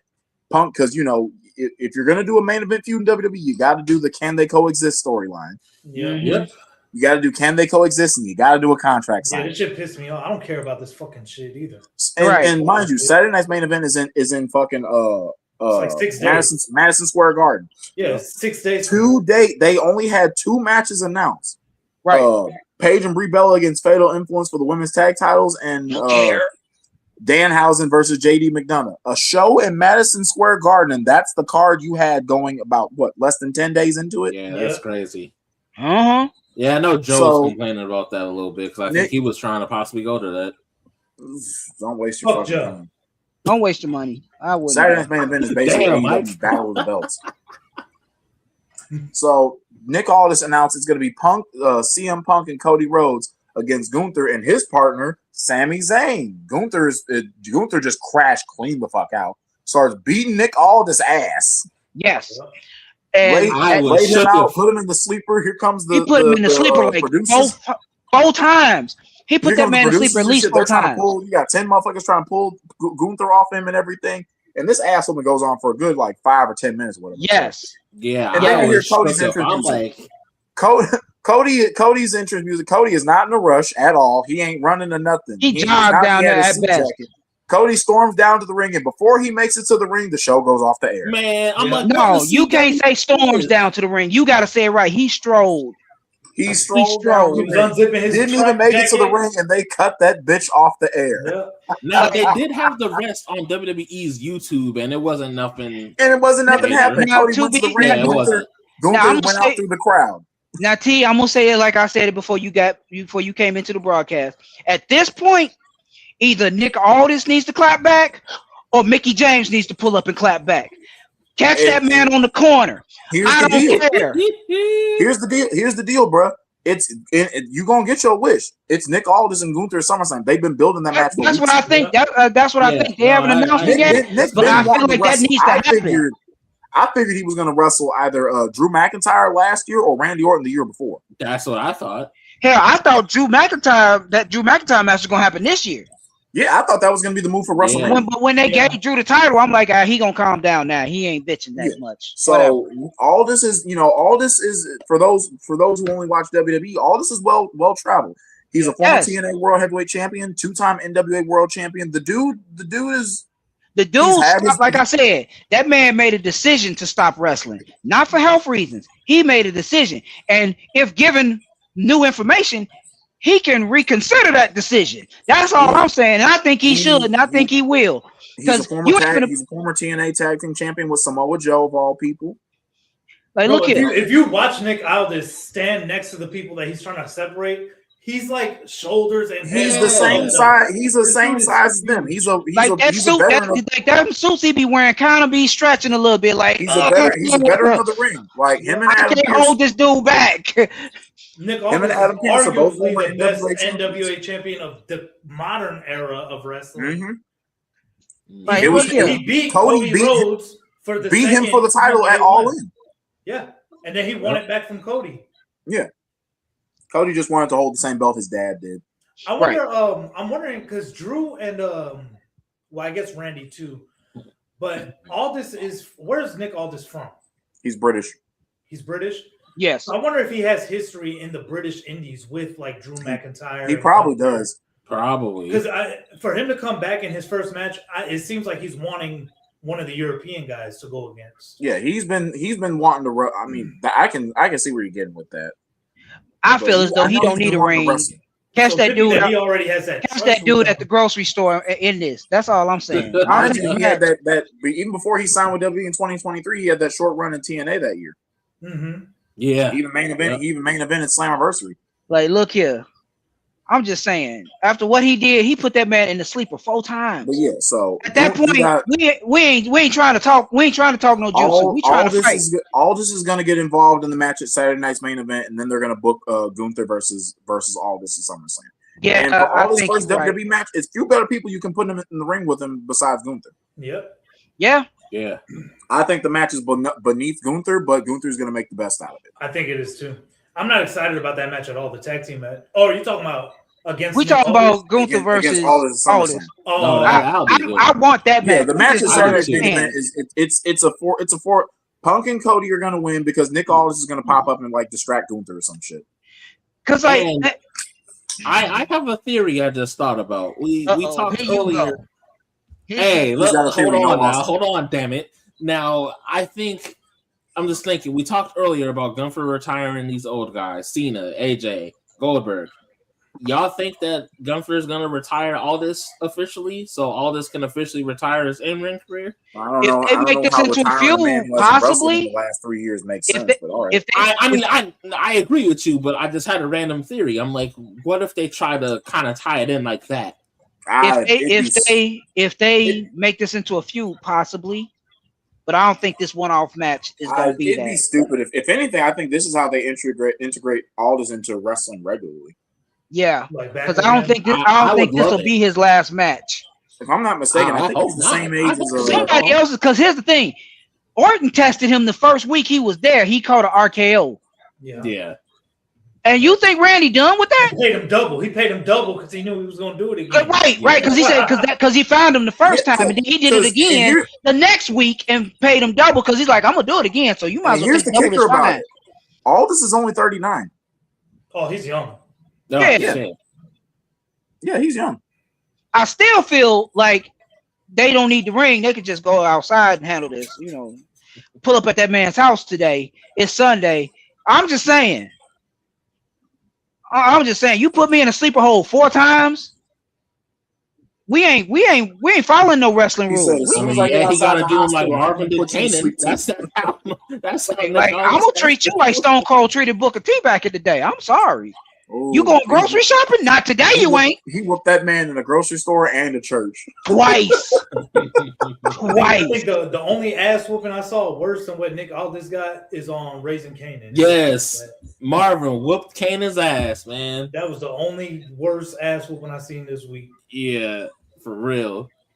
Yeah, so man, that was SmackDown. It was an eventful show.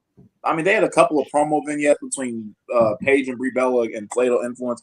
Get them fucking tag titles off of Paige and Brie. If this is how Fatal Influence does it. I want Fatal Influence to win. Okay, I don't care for either of these teams, but I want Fatal Influence to take them belts just on the strength that I cannot stand the Bellas. I'm not fans of Paige right now, and I think Paige is going to be the one to take the L. I think she's going to take that pin. They're not going to pin Brie. They're gonna pin Paige, and that's what's gonna cause Nikki to come back, and her and Brie are gonna jump her, and then that's gonna cause AJ to come back. You know what's crazy? It still blows my mind that Paige was in that crop of girls, like with the 4 horsewomen. She got called up before they did, but she's younger than all of them. Yeah. Yep. Paige is still young as hell right now. Yeah, she's only 33. Yeah, I was gonna say she's like me and T's age. I was just about to say, like, she's right in our age. Damn, babies. Yeah, they called her up when she was 21. She was 21 when she beat AJ for the Divas title. Oh yeah, Divas title. Man, so that's I'm telling you, this whole thing with them is gonna if they play it smart, it's gonna have AJ come back and help out Paige, and it's gonna be the Bellas. I don't even want to see the Bellas wrestle, but I think this is what they're gonna do. Same. Yeah. It's gonna be the Bellas versus Paige and AJ. Paige and AJ gonna beat them eventually. Man. Probably even by Survivor Series. Sure. You think Paige and AJ gonna win the tag titles? I hope not, but probably. They're fucking paperweights anyway. Because they still doing nostalgia. Let's just call it what it is. WWE is still leaning on nostalgia as being a hell of a drug. Yeah. Otherwise, Paige wouldn't have got. Hulk Hogan's comeback in 02 changed the game, and it's still affecting the company decades later. And he won the you spelled ruined wrong, brother. There's no C's in ruined. There's no H in ruined. Hogan was such a cancer. He was such a cancer to the business in his later years, man. Mm-hmm. Technically, he was a cancer in his earlier years. We just didn't know. Yeah, true. Exactly. The difference between him and Ric Flair is Hogan can't fuck up his legacy anymore. Ric Flair is still trying, right, and actively doing so. Yes. But yeah, so that was SmackDown. Collision. We already talked about the Hangman Adam Page thing. They kicked off the first match. It was the Ring of Honor World Title. Bandito defended against Katsuyori Shibata. Pretty good match. It was a good match. It was a good match, I thought. I for a second was afraid Bandito was going to lose the title, but then I'm like, Bandito been holding that belt for over a year. You think he's going to lose that match in a random that title in a random match on Collision? Because they were talking about Shibata's got a 19-win streak in Ring of Honor right now, and the Ops are they're trying to push the Ops. I'm like, all right, whatever. So Sheeta talked her shit. She beat Harley Cameron. Mike Sydal popped up and was talking to the Lethal Twist about joining up Ricochet and them, and then he made fun of Ricochet about being bald. I did like the back and forth between Ricochet and Matt Sydal because they had history teaming up in Japan and stuff like that. Yeah. Kyle Fletcher, talked his shit and everything because he's the new international champion. Willow Nightingale came out, said, Mercedes, you're going to be facing me at All In, so that was cool. I'm just running through this damn show. Sky Blue cuts the dry. This is what I don't like about Sky Blue and Julia Hart. This gimmick caused them to cut the most paint drying ass promos. Damn, we live for pain, and we will always defeat you. Shit. Shut the fuck up. Like, bro, how you dating one of the most charismatic wrestlers in the damn company, but this is what you do? Because she ain't dating. Come on now, why. No Julia Hart slander either. Whatever, bro. Hey, she won her match back on Friday at Brawl in the Ballpark. I was good. Sometimes they only date for pretty. They don't date. Who was watching Brawl in the Ballpark? Your boy. Me and Phil was there live. He was there. What you mean? Okay. See, he is a problem. And I be T. He a problem. So next up, Death Riders beat the High Flying Job Squad. It was Commander, Top Flight, and AR Fox against. That match was brutally long for me last night. It had no business being that long. And that wasn't even the first match that Top Flight and Commander had this weekend that was that long because I brought at the Ballpark. That match was long. And I'm like, when was the last time anyone saw Top Flight, Commander, or AR Fox ever win a match on AEW television? I was wondering that when he told me who was in the match. I'm like, is this a thing? Because this is a thing that happens. I was on Reddit looking up AR Fox's past companies and stuff. And then I come across his past profession as well. And I was like, what? Disgusting. Blew your mind, didn't it? Disgusting, wasn't you? There's no way.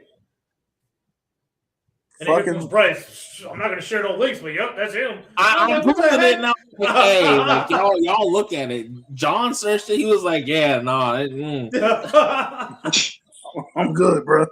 So, Divine Dominion had a message for Sisters of Sin. I'm sorry, I couldn't hear what they were saying. I was too busy looking at Megan Bain. I'm sorry. Looking at her what? Mind your business, Mike. He was looking. Hey, look, all I'm saying is she had he was looking. Shit on. She had that. The man has his priorities in order. He could let him look. Tekla had, talked her shit about Mercedes and Willow. Tekla been talking the wildest shit for the last 2 months. Like, man, she up here spitting the mask. Somebody took a bet with her on Dynamite Wednesday. Was like, hey, bro, for every time you say dumb bitch, I'm gonna give you $20. Man, I heard she about spammed that like, shit like the Young Bucks spam super kicks. I heard it at least 50 times. It had to be at least 50 times. I'm like, she is not paid by the hour. The Bang Bang Gang visited an adoption center to make fun of the dogs. I thought that shit was I'm going to go back and watch that. I heard about that. Go back and watch that too. Just get me to the Jay White and David Finlay match. Man. Brian Cage defeated Zachary Wentz. You know, I need the Rascals to start putting up some wins. I think once the conglomeration lose the trios titles, the Rascals are going to beat whatever team beats them. I hope so. Because those are three talented guys. They might as well call Collision the Don Callis show. Because they just... I keep telling y'all. I keep telling y'all about NWO 2.0, but y'all don't be listening to me. After Cage wins, Trent Beretta got on the mic talking shit about Darby Allin's like, Darby's afraid of me. Bitch, please. Yep. Like your mama ain't even afraid of you. Man, look here. Darby ain't even afraid of Darby ran up in that ring. Darby ran up in that you ain't even Pebble Beach, and you up here talking about he afraid of you, bro. If you don't sit down. They had a match and he whooped his ass. Yeah. So got whooped. And then as soon as the match ends, Brian Cage starts beating the fuck out of Darby Allin. Mike Bailey comes in with a chair. Mark Davis came out first. I don't know why. Mark Davis was coming out to and then Mike Bailey came out, made the save with a chair. So Willow Nightingale and Maya World and Hyen, they're gonna have a six woman tag against Divine Dominion and Mercedes Moné. Apparently Mercedes and Divine Dominion hooked up. Whatever that confusing shit was on Wednesday. And then Mark Andrade cut a promo. He's like, how you know catchphrase getting over is crazy. Yeah. And then they had the main. They had the main event. It was Mark Davis against Speedball Mike Bailey for the AEW National Championship. Them niggas was cooking. Hey, did y'all see? Oh man, I don't know if we talked about it before, but it has to do with the "how you know" catchphrase. Did y'all see him and Blackheart Leo Rush? He's like, he knows. How you know? How you know? And they were like, "Ooh!" That was terrible. That sounds terrible. Or when Andrade, I can't remember who he was fighting or whatever, but he goes in the crowd and he sees Leo in the front row, and Leo Rush is over here taking selfies and shit. Like this is so ridiculous. Speaking of Leo Rush, he is the ROH television world television champion. Oh, yeah. He beat AR Fox for the title. AR Fox won a title. When the yeah, that's still it was great. They at least let other Ring of Honor champions pop up on AEW TV with their belt. Man. But yeah, so Mark Davis and Steve Leo Rush popped up with his on AEW TV. Right. They had a banging ass match. Davis got the W.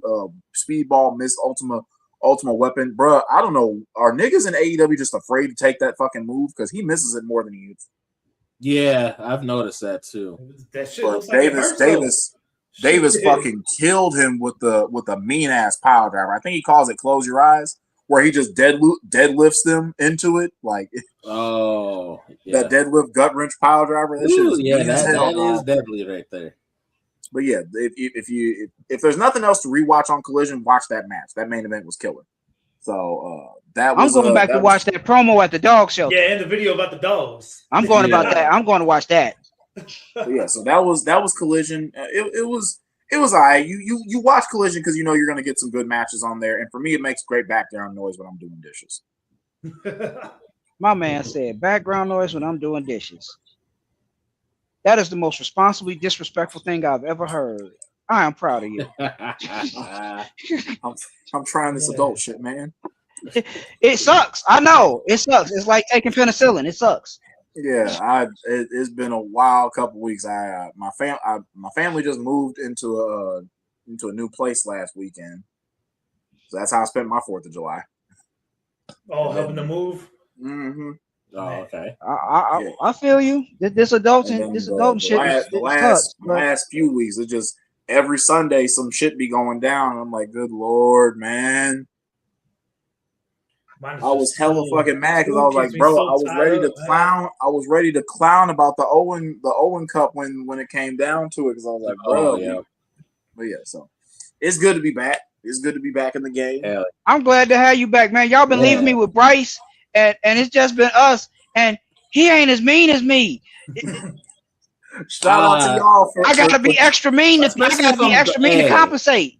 Shout out to the man. Shout out to the Unc Remy for carrying it. All right, y'all we tried.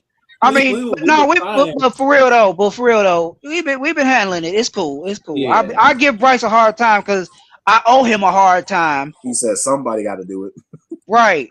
Well, hey, you got competition because Phil always be trying it. So you look here. You didn't send Phil a video from them damn scissoring ass wrestlers. Well, don't think I don't hold a grudge about that. I do.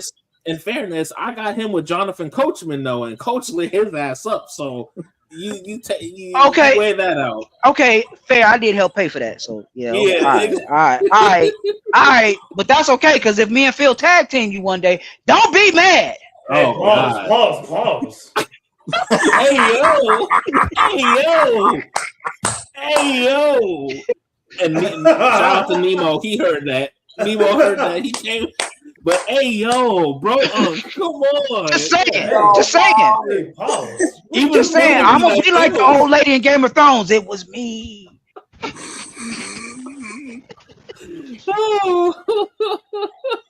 Y'all funny as hell. I'm going to Raw tomorrow night. Oh, okay. Yeah, that's what I thought when I heard Raw was in Texas. I remembered. I was like, oh yeah, T said he's going. I originally didn't plan on going because I was like, them tickets are too damn expensive. Buy that man a beer. Yeah, look here. Yeah, definitely get that man a beer. Every time I look at their tickets, I get mad. For those who don't know, the former owner of the company I work at, I was at a party a couple weeks ago with my old boss, and they still keep in touch even though they don't work with us no more. So they invited us to a party at their house and everything. It was weekend before 4th of July. So everybody's getting drunk, having burgers. I was pretty wasted. Having a good time, and the owner, the dude, is like, he's a wrestling fan, so he sees me, and everybody knows I'm a wrestling fan. So he's like, hey, what do you think about Sami Zayn winning the title? So we, chit chatting back and forth and all the good jazz. And he's like, hey, well, whenever they coming back in town, hit me up and I'll get us some tickets. So I was like, let me go ahead and save his number and everything. I didn't even put the right name in the number. That's how fucked up I was. But anyway, so I see the ad about them going to be in Dallas, and I was like, man, let me go ahead and shoot a shot. I ain't expecting nothing or whatever. I'm at work yesterday. Tell me why Brud straight texted me 2 tickets from Ticketmaster. He's like, to go to Raw. I'm like, oh shit, we in there. Let's go. Hey. If I find out you didn't buy him a drink, we fighting. I'm like, hey man, thanks. I owe you a beer. He's like, I'm gonna be there. I'm gonna take you up on the offer. I'm like, say less. If you don't buy him that beer, we fighting. I just want you to know if you come back and saying I did not buy him a beer, I can sit here and tell you. I can sit here and tell you about how bad the WWE product is. Even when wrestling is at its worst, I advise everyone, whether you're a fan or not, go to a live show. There is nothing like watching pro wrestling live. You know what? WWE, AEW. You know what I enjoy more at the live show than the wrestlers? I enjoy the fans at the live show. One of my favorite moments from WrestleMania when I went was when I saw this man and his son walking through the halls, and his son had like 3 belts on him. He couldn't have been more than 8 at most, but he had 3 belts on him, and his dad had 2. And it was like, y'all are the reason why I enjoy wrestling, because look at what wrestling does to people. It gives y'all this. Like, I'm like, God damn. The community, you see the fans there, everybody running with their belts, and you're like, who finna go defend they belt? It's such a fun show to bring your family to, whatever, if you can afford them. AEW finna be popping around the corner for me in September, so I'm gonna probably go to that too. I think it's the episode that's after All In. Man, I ain't been to a Raw here since the ambulance incident, and I don't know if I want to go back because of the ambulance incident. This will be my first WWE event since 2024. It was in February of that year. I think it's been a minute since we've been to. The last thing we went to was a SmackDown. We took Kayla for Christmas. We surprised her with the tickets. They got a live Dynamite with a collision taping on 22nd here in Nashville that I'm hoping to get to. I had the money for it, but then the wife said that she wanted to go see Chris Brown and Usher are on tour, and they're coming to Nashville also. My condolences for losing that fight. That's a hard choice. I mean, No, you lost the fight. No. It's okay. I understand why he lost that fight. Sometimes you got to pick your battles. You trying to take a woman away from Usher and Chris Brown, sir? You better be prepared to fight for your life because she gonna kill you. Don't worry, I got my thing on me. I'm gonna see. He said, I got that thing on. I mean, unless you going by yourself and she cool and you cool with her going by herself to see them. Fuck no, I bought 2 tickets. Okay. I gotta keep an eye on you.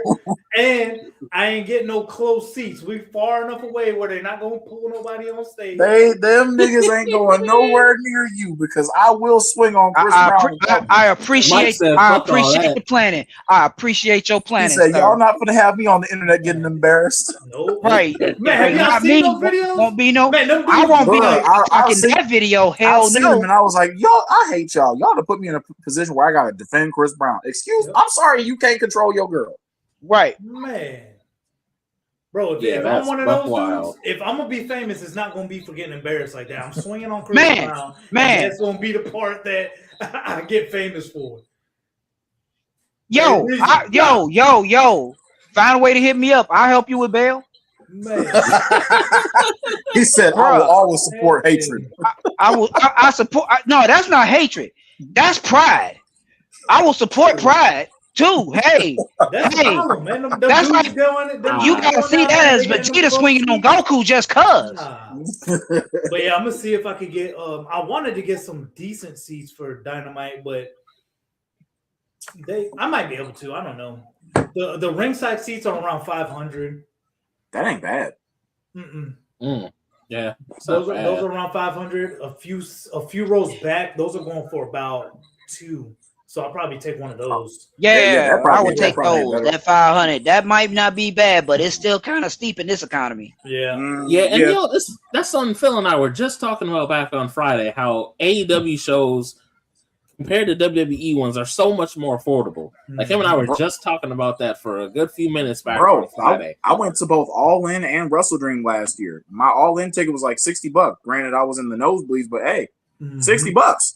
Right. Yeah, like when Phil and I went back in, was it March or April of this year, and then last year, it was about like $90, $100 at most, and we were pretty damn close to the ring. And I was just in Roy Wilkins Arena in St. Paul, and we had really good seats. I've never been to an AEW or WWE pay-per-view. Never. The AEW ones, you're gonna get good action, but bro, they're long. Yeah, like I was at Full Gear 2021. Yeah, take the day off the next day because you're gonna need to sleep in after getting home. So that's what I've never been to one, but just by watching them, it's like we still 3 matches before the end, and it's 10 o'clock. Bro, All In last year was an entire work shift. I got there at 12. I didn't leave until 8. I remember you told us that. You got there at 12? What time did it start? That's when the pre-show started. I actually got in the building at about like 11 or whatever. So the pre-show was from 12 to 2, and the main car was from 2 to 8. God damn! They started the show early to make sure people could get out. Like Forbidden Door when Forbidden Door ended, it was 12:30 in the morning in New York. What are the locations of the next AEW pay-per-views? Are they out yet? So Redemption's going to be in Canada. All In is going to be in at Wembley Stadium. All Out is in Chicago in September. Yeah, which is usual for them. Yeah. All Out is always a Chicago show, and you know Chicago's like the best because Chicago's the best wrestling city. Like I can accept that. Like there's no topping a Chicago crowd. They something else, bro. All Out. Okay, you ain't got the Glazers. It's cool. We know. So they don't have anything scheduled past that. They haven't announced anything. I'm sure they got something scheduled, but they don't. They usually announce it like a couple months in advance. I wonder how much those All Out tickets would be, because it's like 7 hours for me to drive to Chicago. Yeah, they go on sale tomorrow, so you'll be able to find out then. All Out tickets go on sale tomorrow. Yep. I may try. And the closest thing WWE has pay-per-view wise would probably be Money in the Bank. That's going to be in New Orleans. Yeah, and they're going to charge an arm and a leg. Yeah. I'm still hoping I can pull Man, off they charging SummerSlam. whole people for them tickets. Man, I saw them tickets. a few times. Every time I look at them pay-per-view tickets for WWE, I'll be like, that's a person. And Like, y'all that's a- want, and Yep, y'all that's try why to the- sell out crowds at these ticket prices in this Right. economy? Man. Yeah, and that's Phil and I were talking about that with SummerSlam. We're both like, man, we hope we can pull it off and that these tickets ain't too bad, but I ain't gonna they're lie, still- if them I did tickets try is to too go, bad. Them tickets is too bad. Like, I mean, I ain't even mad at you, bro. I ain't even the mad at ones you. Them that- tickets is too bad. the ones that Nick got, they're still pricing at that level, but it's still all the way up in the fucking nosebleeds. oh, Nick Right. already got his ticket? Yeah, I know Nick got his ticket for sure. Man. I mean, I would Way take up high. a nosebleed if it meant still being a SummerSlam. That's what I'm saying. Like, if I can pull it off, and I speak for Phil a little bit, like, I think that's the route we'd probably go, because it's way too hard to try to shell out all that money for a seat lower on. Mhm. Oh, because you would have to get the 2-day combo too. Yeah, Yeah. yeah, and because that's what Nick did. He got the 2-day combo for, I forgot the price, but it was solid enough. Let me see. You really not trying. You not sounding convincing. I'm gonna just put that out there. It's solid Look, enough. y'all know my situation. I ain't got too much money coming in right now, so I can't. Right, Really... I no shade. I'm just saying Yeah. you shouldn't try to convince us because you're not sounding too convincing. I'm just saying. Hey, look, I'm hoping to be there, Right but now. not pay. It looks like the lowest price ticket in the nosebleeds is going for like 154. Yep, that's what Phil and I saw on Friday. Nosebleeds. That's Yeah. a lot. No, 150 for the nosebleeds is crazy. See, the thing I don't like about nosebleeds, though, I would do it if I absolutely have to, because I feel like I'm going there to watch it on a TV. when I Yeah, would already have been Yeah. watching it on when a you're TV. sitting that far 'Cause away, you're you might looking as well at the stay home. screen. But here's the thing. I have an 85-inch in my house. You might as well stay home for free and get a better view. Man, Hey, man. I'm about 20 minutes south of Minneapolis. I can be cool cut chilling at the crib, you know, versus Right. trying I to think- pay that much to be in my own city. But Exactly. How much did you pay for all in last year, T? I'm gonna pay $60. Oh, okay, and that was for the nosebleed. Mm-hmm. So that's not bad. So the Front closer row, seats front probably row wouldn't was be that bad. front row was only $1,200. Oh, that's not bad. That's not bad because tickets for Survivor Series was more than that. Mm-hmm. For front row, that was a 2 at the beginning. And then Yeah. Russell. And I stopped reading after that second number, which was a but 5. also that was when Punk was advertised to come back. So of course them tickets was gonna be high. Yeah, as hell. they were gonna Like- make their money off Like, of that. look here. I'm Look just doing here. this out of curiosity. A combo pack for for SummerSlam. Let me see. This is just out of pure curiosity. Oh, I know this number's gonna be nasty. I haven't even looked any higher than what I know I could realistically afford, Best assuming I had the seats. money. So I haven't looked any higher. I'm too scared Here to we look go. too much higher. These are best seats. Section A4, row 3, $8,081.25. For what? I almost choked on my scooters, man. What? Did you say 8? 8,000?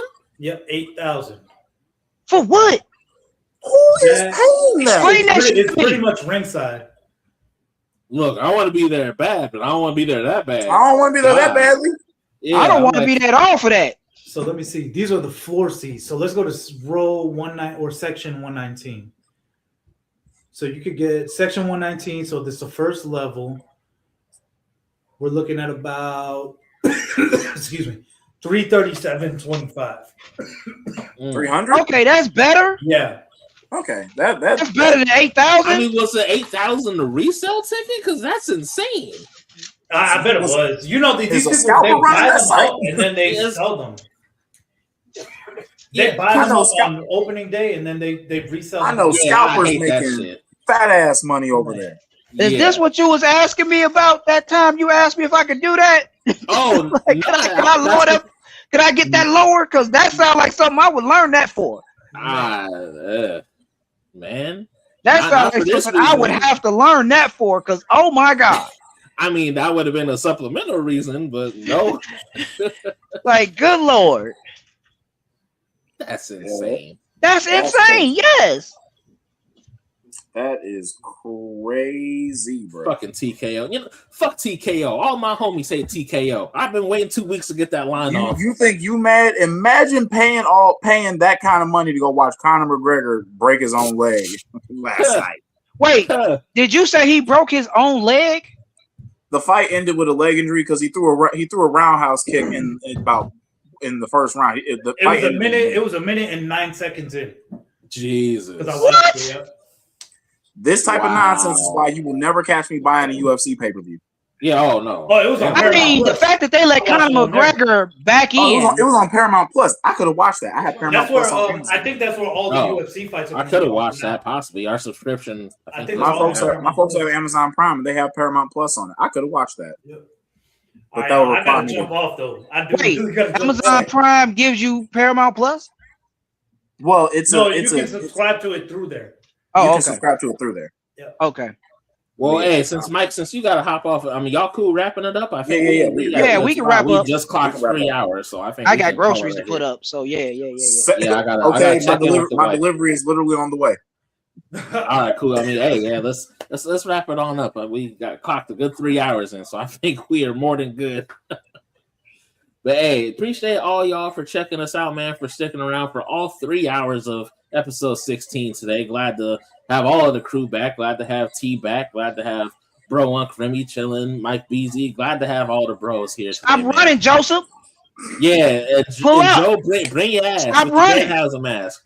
Pull up. You owe us a Danhausen mask. Pull up. Yeah, bring your ass, Joe. But no, I appreciate everybody tuning in. Catch the replay on YouTube here shortly. Be up on Spotify a little later. Get at us on Facebook. We got the Facebook fan group, trying to push that a little bit.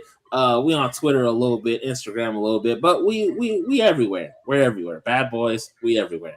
But appreciate you guys so much, man, for episode 16. These are your boys, us, the bad boys, signing out.